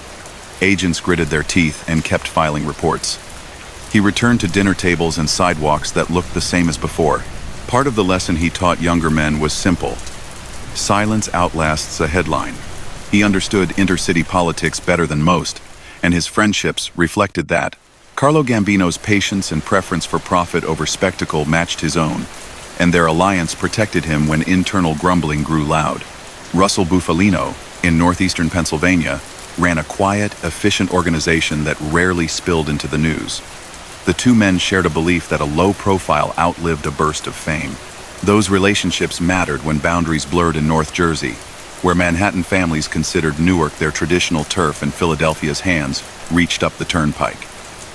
He negotiated splits, sent respect, and expected it back. That diplomacy kept trucks moving and envelopes arriving. It also convinced him that old habits would always fix new problems. He learned the limit of that belief in the worst way. He did not like hotheads. Early on, after a stabbing that brought unwanted attention, he pushed a volatile soldier, Nicodemo, Little Nicky Scarfo, to Atlantic City, then a sleepy shore town where construction patches and small clubs kept a man occupied without giving him a stage. Scarfo never forgot the exile. For years, he made small money that felt like an insult next to his ambition. When casinos arrived and made the shore a magnet for money, the man exiled there found himself in perfect position to grow fast. Bruno saw the risk and tried to keep him bounded by contracts for service, union influence, and the edges that produce cash without cameras. Scarfo watched those edges, imagined the middle, and made plans. The decision to send him away fit the boss's instinct for distance. It also placed a future ruler where a windfall would change the gravity of every choice. The fallout from his death reflected everything he had predicted about rules. Anthony Caponegro, convinced that a Genovese pillar named Frank Thierry had signaled support for a coup, moved first and paid for it almost immediately. Within weeks, Caponegro was gone, found in New York, far from home. Frank Sindone, who had pushed for the change, followed. John Simone, the Trenton veteran who had signed on, disappeared from his routines and did not return. The message traveled without a press release. The commission sanctioned a replacement for Bruno Philip Testa and punished those who had acted without a clear blessing. In other words, the very system that had protected Bruno for 2 decades wrote the next chapter in ink that did not smudge. Testa tried to restore the old rhythm. He kept collections steady, reassured Newark that a fair slice would be theirs, and tried to keep the shore divided in ways that respected old commitments. The room shifted under him. A bomb ended his life on his front steps months later. An attack prosecutors later tied to men who wanted his seat and believed the shore's money should arrive faster and in bigger bundles. The commission then backed Scarfo, the once exiled soldier who had soaked up Atlantic City's new language and saw himself as the answer to every delay. Scarfo's style ran on intimidation that no longer bothered with disguises. The city began to learn what Bruno's restraint had spared it. Scarfo's years brought public killings, open feuds, and an ever-present sense that a slight could turn into a headline. He leaned into hotel and restaurant locals, tightened his grip on bartenders and service unions, and extended reach into contractors linked to casino growth. He pushed into narcotics where Bruno had refused, a decision that accelerated arrests and turned more men into government witnesses. He battled Harry Rickabene's faction in a war that drew cameras and court dates in equal measure. He alienated allies with decisions that mixed fear with paranoia, including the removal of Philip Testa's son, Salvatore, whose ambition and competence might have anchored the family in steadier hands.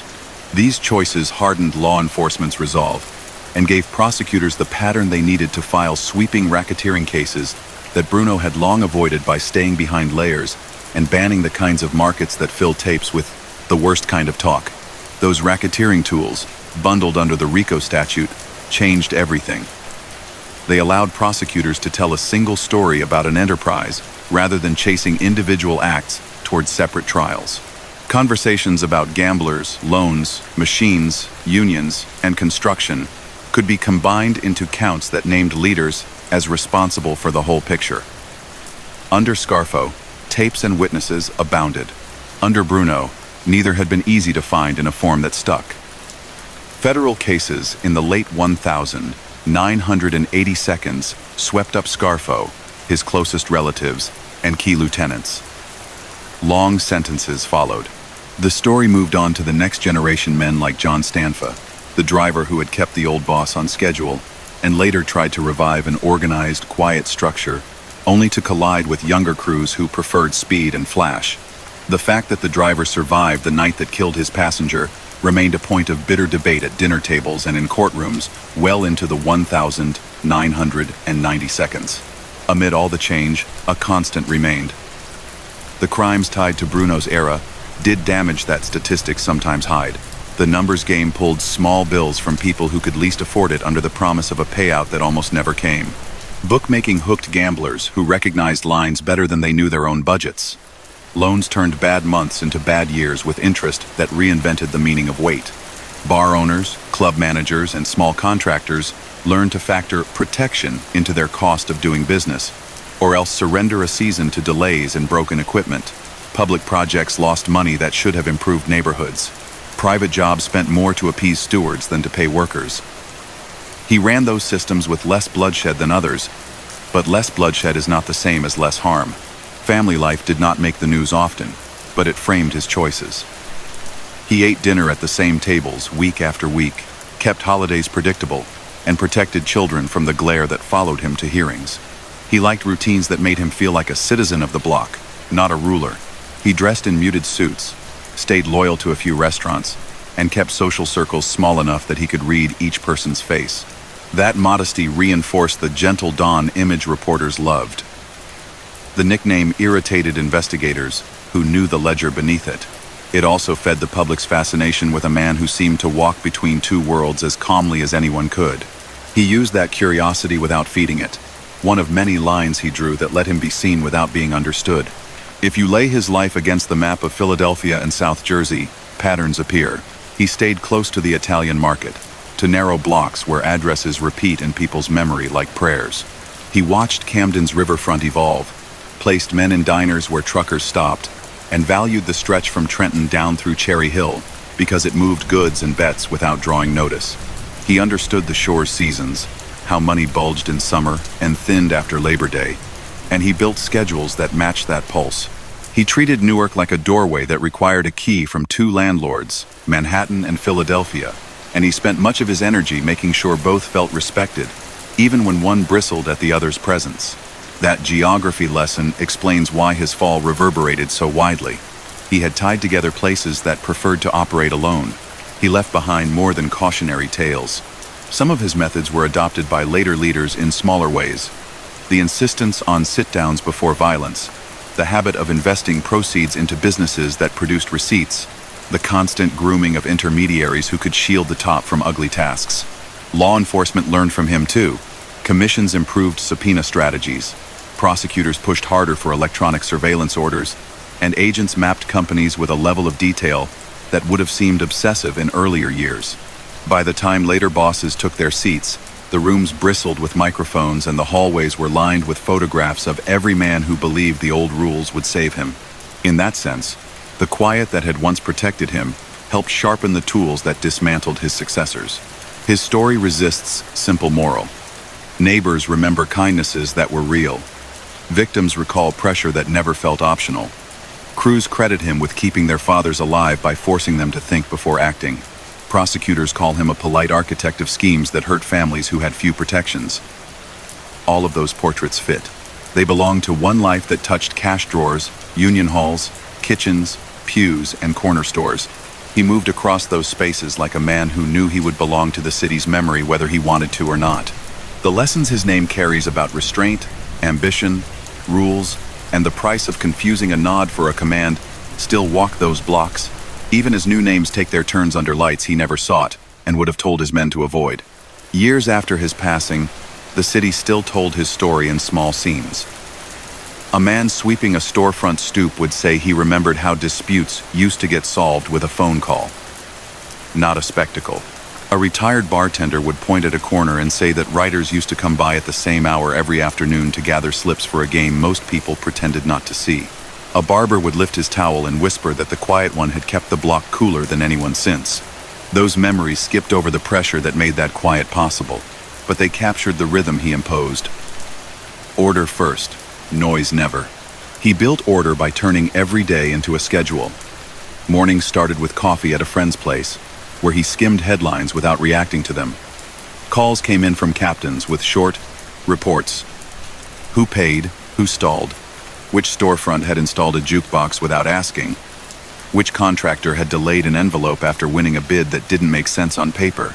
He listened, asked for numbers, and resisted the urge to dramatize. He liked totals, not adjectives. After lunch, he took slow drives through neighborhoods that mattered: Italian market blocks, where produce trucks unloaded; riverfront streets where dockworkers watched the water; South Jersey strips with lounges that filled at dusk. He waved to owners and rarely stepped inside unless there was a purpose. Evenings belonged to family or to a calm table where he could hear himself think. He placed himself in rooms where he could absorb temperature without showing heat. The sit-downs gave him his reputation. A dispute would come in two bookmakers claiming the same clients, a vending company angry at a club that had taken a competitor's machine, a steward complaining that a contractor had ignored a list. He staged the meeting like a judge who hated drama. He let each side talk, asked questions that forced details, and then defined boundaries, percentages, or repayments that made everyone feel seen even if no one felt thrilled. He collected a fee for resolving the fight and reminded the room that a decision made privately would be cheaper than a war made public. That program did not eliminate resentment, but it channeled it into lanes he controlled. Men who left a sit-down still angry learned later that the money felt the same and the city remained calm. That was his goal. He never won with force alone because he rarely used it in public. His leverage worked because it touched daily needs. A bar that lost its jukebox also lost the crowds that came to feed it quarters. A repair crew that arrived late could wreck a weekend. A cigarette machine that jammed could drive a manager mad. A trash pickup that didn't happen could ruin a kitchen. A steward who frowned could slow a job. None of those acts looked like a headline by itself. Together, they gave him power over schedules, and schedules, in a city that values routine, are everything. He used that power to collect tribute, to persuade rivals to share, and to make sure money never stopped for long. He told his men to act like neighbors even when they collected debts. A Shylock could not make money if borrowers ran away, so intimidation had to be measured. Collectors reminded debtors of what they owed, offered a break if a man showed good faith, and made sure people understood that failure had consequences without performing those consequences in a way that made witnesses talk. That discipline kept many cases out of newspapers and made it harder for prosecutors to find victims willing to take the stand. The harm was real. Families fell behind, businesses closed, and hope shrank under rates no one outside that world would call fair. He understood that harm. He considered it a cost borne by others for the smooth life he promised his own house. He paid close attention to the way laws changed. When testimony in Washington introduced the public to a structure called the Commission, he watched national attention swing toward bosses and their allies. He had always kept his distance from newspaper quotes. After those hearings, he stepped even further back. When Pennsylvania and New Jersey created investigative bodies to study organized crime, he read their signals. He learned which subjects they favored: coin-operated machine routes, numbers banking, sports wagering wires, union hiring lists, and trained his people to keep paperwork clean in those lanes. He refused to explain anything under oath, took contempt on the chin, and came home to the same block as if he had been at a wedding out of town. He believed that silence outlived outrage. For him, it did. He partnered where pride might have led a different man to fight. Newark brought tension because the men there produced well and paid tribute through a route that crisscrossed claims. He kept them in his orbit by awarding rank, listening to complaints, and adjusting slices when his own captains pushed too hard. He sent envelopes to Manhattan because he knew that borderlands require humility, and he accepted envelopes when New York dipped into places he regarded as his. That habit kept peace, but it seeded resentment among lieutenants who saw their boss bow to outsiders. He considered those bows a cost of living in a crowded neighborhood of strong men. It saved lives for a long time. It could not save his own. He was not sentimental about personnel. When a man brought heat, he was moved or pushed out. When a captain lacked discipline, he lost responsibility. When a steady earner from Newark deserved a title, he received one even if the promotion sharpened a chip on that man's shoulder. No single decision doomed him, but two stand out in the city's memory. First, the exile of a hot-headed soldier to Atlantic City, meant to keep him from starting fires, placed that soldier in the doorway of a future flood. Second, the elevation of a Newark star to counselor gave an ambitious man a balcony that overlooked the entire stage. The combination of those choices turned irritation into plots once the boardwalk glowed. The events around his death were recorded in clipped language in reports, but on his block they are remembered as a quiet night that went wrong. He left a friend's table, climbed into the front seat of a sedan, and smiled in the direction of a porch. A sound ended a long run of control. The driver survived, a detail that fueled rumors later when the driver tried to rebuild the old order in his own image. The killing sent a message the conspirators misread. They believed that results would charm the men who guarded the system's rules.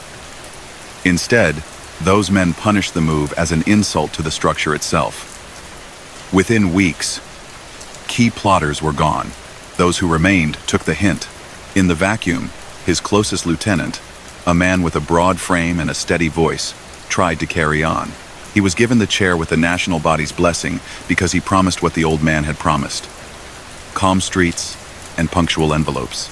He lasted months before a device on his doorstep ended his tenure. Investigators connected that act to a rush for position inside a house that no longer feared the rules that once contained it. The next leader to take the seat, scarred by a lifetime of feeling overlooked and emboldened by new shore money. Governed by intimidation rather than persuasion. Under him, the city learned what open feuds look like. and prosecutors learned how to tell a single story about an enterprise rather than chasing isolated acts. As that new era spiraled, old-timers spoke wistfully about the boss who had banned narcotics in his formal operation. He had not ended drugs on his streets, but he had refused to make them a core business. That policy had annoyed ambitious men who wanted the quick returns those markets promised. It had saved his people from microphones that loved to record drug talk and long sentences that forced defendants to negotiate. When the rule vanished, wires filled with the kinds of conversations prosecutors used to build racketeering cases, and witnesses appeared where once there had been none. The same neighborhoods that had accepted pressure for jukeboxes and bids watched relatives face long terms because a newer boss treated fear as the default tone. Through all of it, the activities that defined his reign remained the same in description even as they changed in tone. Illegal gambling sports bets, horses, cards, moved money from hopefuls to bankers, and back again in a cycle that fed his house without needing a billboard. The numbers game turned pocket change into revenue by promising a daily miracle that mostly didn't arrive.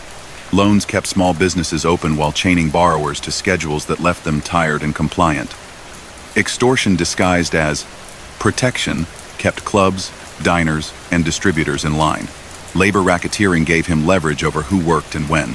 Bid rigging and contract steering took a slice of public money and private development alike. Corruption in little forms permits hurried here. Inspections slowed there, made everything feel smoother even when it shouldn't have.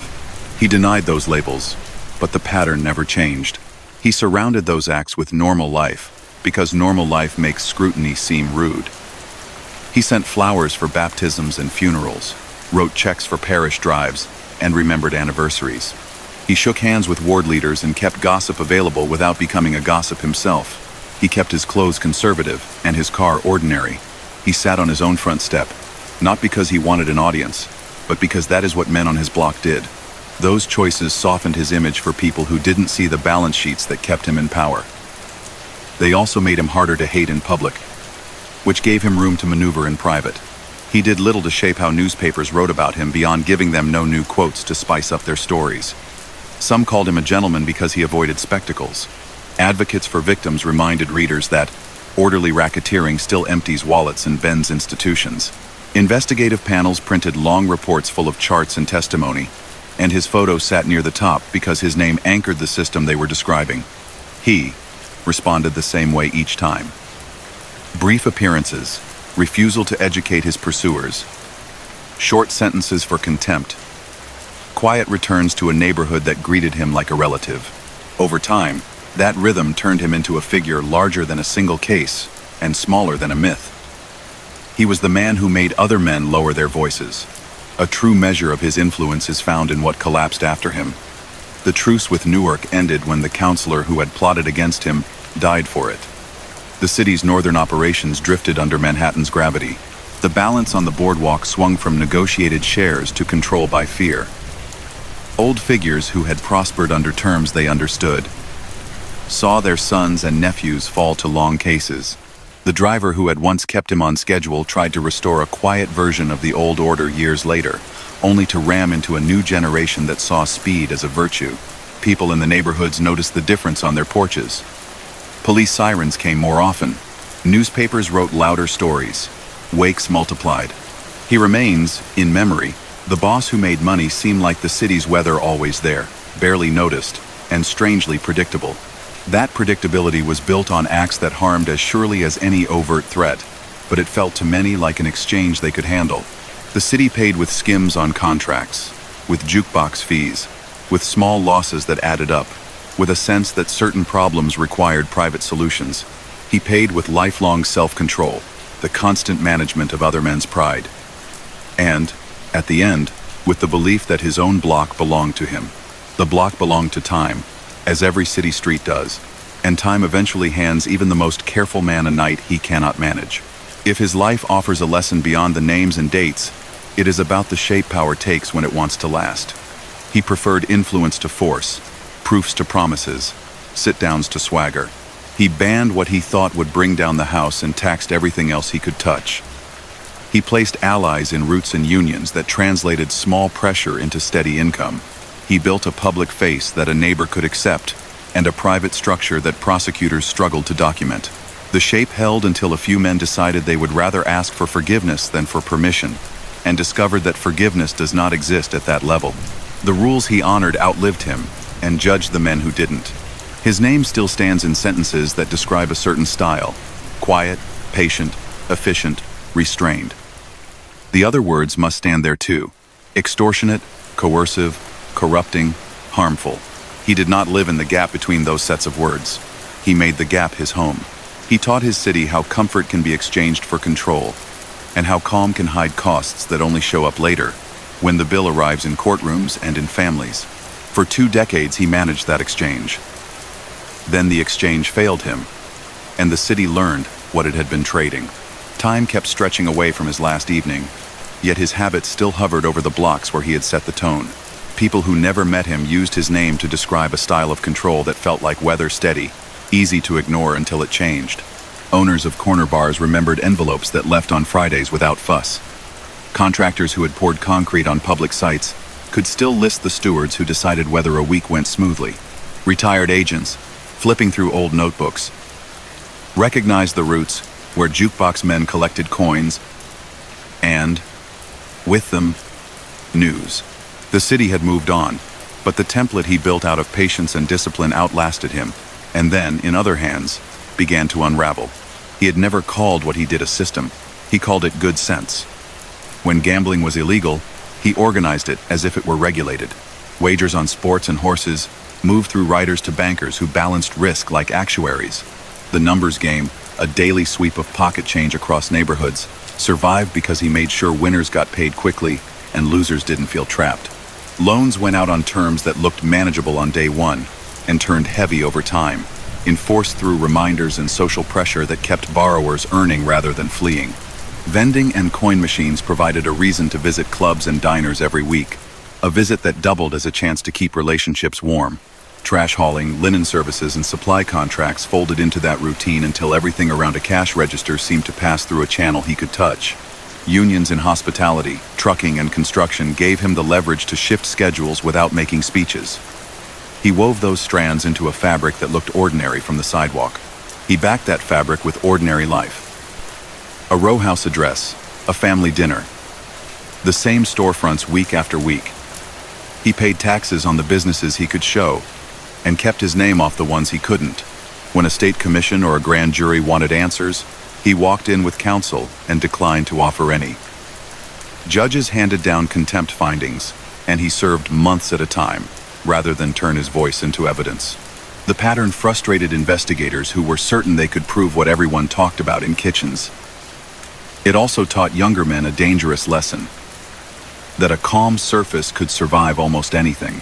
In his hands, that was mostly true. In other hands, it became misplaced confidence. After he died, the national arbiters did what he had always said they would do. They punished the men who had acted without clear permission, removing the Newark counselor who believed a nod counted as approval, and silencing the allies who had backed him. They recognized a successor in South Philadelphia, Philip Testa, his long-serving underboss, because the city needed order. That order lasted months. A device ended Testa's life on his own front steps, a sign that the house had lost its fear of the rules that had once contained it. The commission then supported Nicodemo Scarfo, the soldier Bruno had exiled to the shore years earlier for a hot temper. Scarfo took the seat and changed the volume on the city overnight. Scarfo governed by pressure that did not care if anyone watched. He pushed deep into the unions that touched Atlantic City's casino boom, turned hiring lists into ladders for his loyalists, and sought tribute from businesses that had once paid lightly. He allowed narcotics into the mix where Bruno had drawn a hard line, a choice that enriched some men quickly and gave law enforcement the conversations it needed to build sweeping cases. A feud with Harry Rickabene's faction produced a stretch of street violence and court dates that wiped away the illusion that Philadelphia's underworld could run quietly forever. Prosecutors learned to tell the whole story of an organization at once.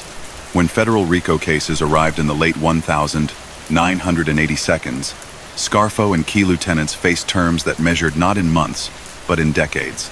The machine he inherited was still the one Bruno had built: gambling networks, loan operations, vending routes, construction leverage, and the stream of quiet influence flowing through city desks. What changed was tone. Where Bruno nudged, Scarfo shoved. Where Bruno paid respect to neighbors across the river, Scarfo treated boundaries as invitations. That approach invited witnesses. People who had once believed that silence would be honored now heard microphones clicking on and felt subpoenas land harder. A city that had hidden its arrangements in plain sight watched the arrangements spill into transcripts. Out of the shadows stepped a familiar figure, the man who had driven Bruno on the night everything changed. John Stanfa had gone to prison in the early 1982 for refusing to cooperate with a grand jury investigating the killing and served most of a decade. He returned to a city of new faces and tried to revive the old-style sit-downs before violence, modest profiles, money counted rather than flaunted. He found a generation that had grown up during Scarfo's high-volume years and admired speed. Joseph Merlino and his circle, younger and hungrier, pushed. The 1990 seconds filled with conflict between Stanfa's traditionalists and the younger faction. Drive-by episodes and street ambushes replaced backroom solutions. Arrests multiplied, and federal cases closed around both sides. Stanfa received a life sentence in the mid-1990 seconds. The young men he had battled took their own turns in court soon after. The arc drove home a point Bruno had made by example. When you raise your voice, the room fills with people who can shut it down. While later bosses traded blows in courtrooms, Angelo Bruno turned into a figure used by different people for different purposes. Neighbors who remembered him as a courteous presence on a narrow block spoke of him as a gentleman who had kept the peace. Families who had lost savings to loans or betting told another story, one about pressure that never felt optional and about weeks arranged around payments that did not leave room for anything else. Retired agents called him the most elusive target they had ever chased, a man who never left a sentence where a nod would do. Journalists used his nickname as a hook, then reminded readers that gentle in this context meant a preference for quiet extraction over loud cruelty, not compassion. Historians wrote that he bridged eras, old-world discretion paired with modern diversification across legitimate-looking businesses. He never pretended that the acts he ordered and taxed were noble. He thought of them as practical. Illegal gambling met a demand. The city never stopped supplying. Loans kept restaurants and shops open when banks would not listen. Vending solved annoyances and, in solving, created loyalty. Unions protected workers and, in the hands of men like him, also protected cash flows for people far from job sites. He believed that if he kept the temperature low, he could make that arrangement last indefinitely. He was right for a long time because he paired profit with restraint. He was wrong in the end because restraint, imposed from above, collapses when men below decide it is a chain rather than a shield. The record of his legal troubles reads like a study in patience. Arrested on conspiracy and gambling counts more than once, he avoided long terms because cases fractured or lacked direct proof.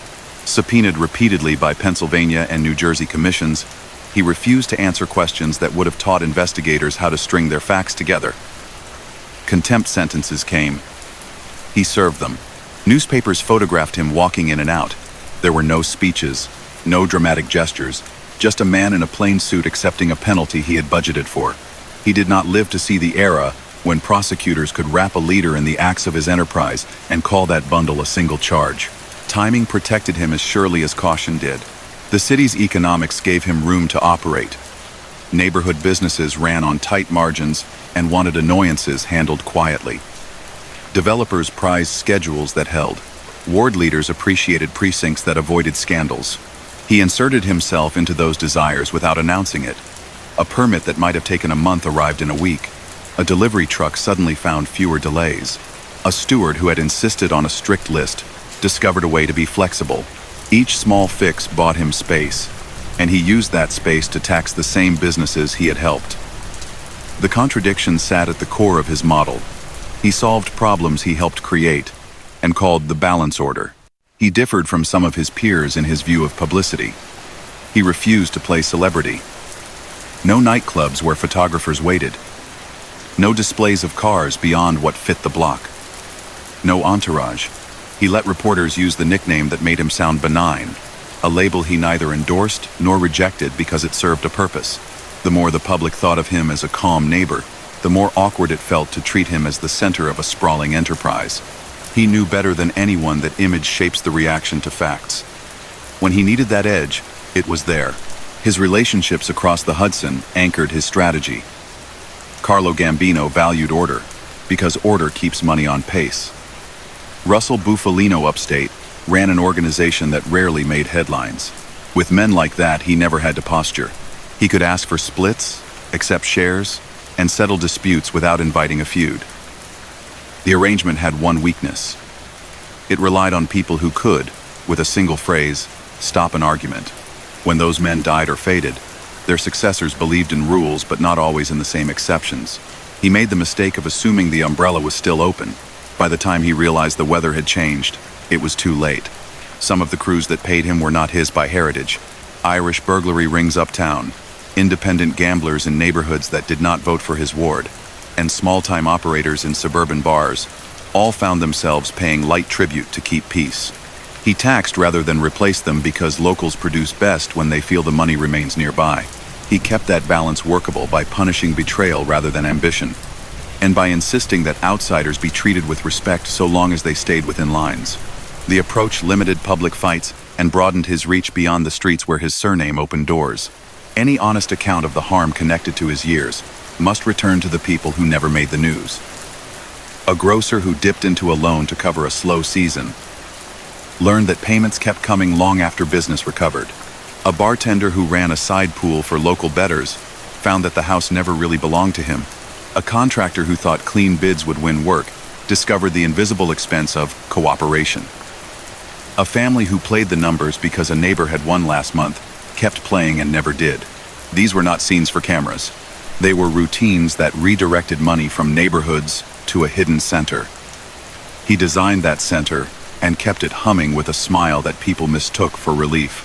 He died before the national case that changed the New York landscape. The commission trial of the mid-1980 seconds showed how far prosecutors could reach when they convinced a jury to see a network instead of a set of incidents. He died before Atlantic City matured into a town where regulators and agents had learned the language of contracts well enough to spot where influence hid. He died before the wars of the 1990 seconds turned his old message, ask first, never embarrass the house, into a relic. In that sense, his life sits on a line between eras.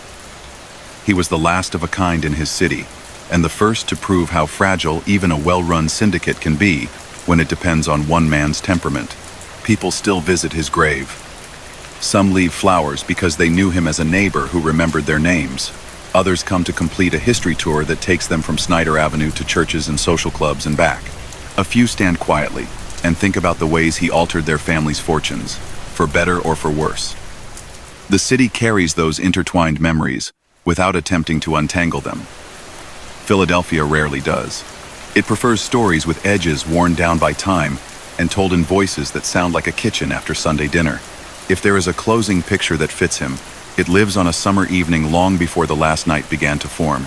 He sits at a small table under a ceiling fan, a cup cooling beside him, listening to two men explain a grievance he has heard before. He asks for numbers, dates, a list of clients. He draws a line people can live with. He expects them to stick to it, not because they admire him, but because the next day will look smoother if they do. He turns to family, asks about school, tells someone to take a vacation before August ends. He steps outside, nods to a neighbor, and walks without hurry past houses that look like his own. The power in that scene is not in a raised hand, but in a community arranged around quiet expectations. For 2 decades, he set those expectations. The city learned what they were worth only after they were gone. The ledger that follows him into history reads like a blend of order and coercion. Illegal gambling organized like an industry, a numbers game that fed on hope, loans that bound people to timetables they did not choose, vending and service contracts used as levers, labor locals bent to steer bids, public and private projects skimmed through influence, political relationships managed through favors and silence, a formal ban on narcotics that spared his house the worst legal storms, a refusal to cooperate with investigators that kept his record narrow. He held that mix together with patience, with New York alliances, and with an image of a modest man who disliked noise. He was removed by men who mistook a murmur for permission, and were reminded too late how the rules actually worked. The block where he lived still looks like 1,000 other blocks. Porches, flags, planters, kids on bikes. That sameness is part of why he lasted. He hid a complicated structure inside a routine that made sense to anyone who grew up there. The lesson travels well. Systems that hurt people do not have to shout. They can wear a friendly face, keep good books, help with a permit, and send a wreath when someone's father dies. He understood that truth earlier and more completely than most. It made him powerful. It kept him safe, right up until it didn't. And that brings us to the end of tonight's story from the Silent Empires. Angelo Bruno here, thanking you for joining me on this quiet journey through patience, wisdom, and power. If this story helped you drift into the night, don't forget to like the video, subscribe, and join our family for more stories of gangsters and forgotten empires. Share your city and the time you're listening in the comments. I always enjoy seeing how far these stories reach. Until next time, may the calm of the empire guide your rest, and may the whispers of history carry you gently into sleep. Good night.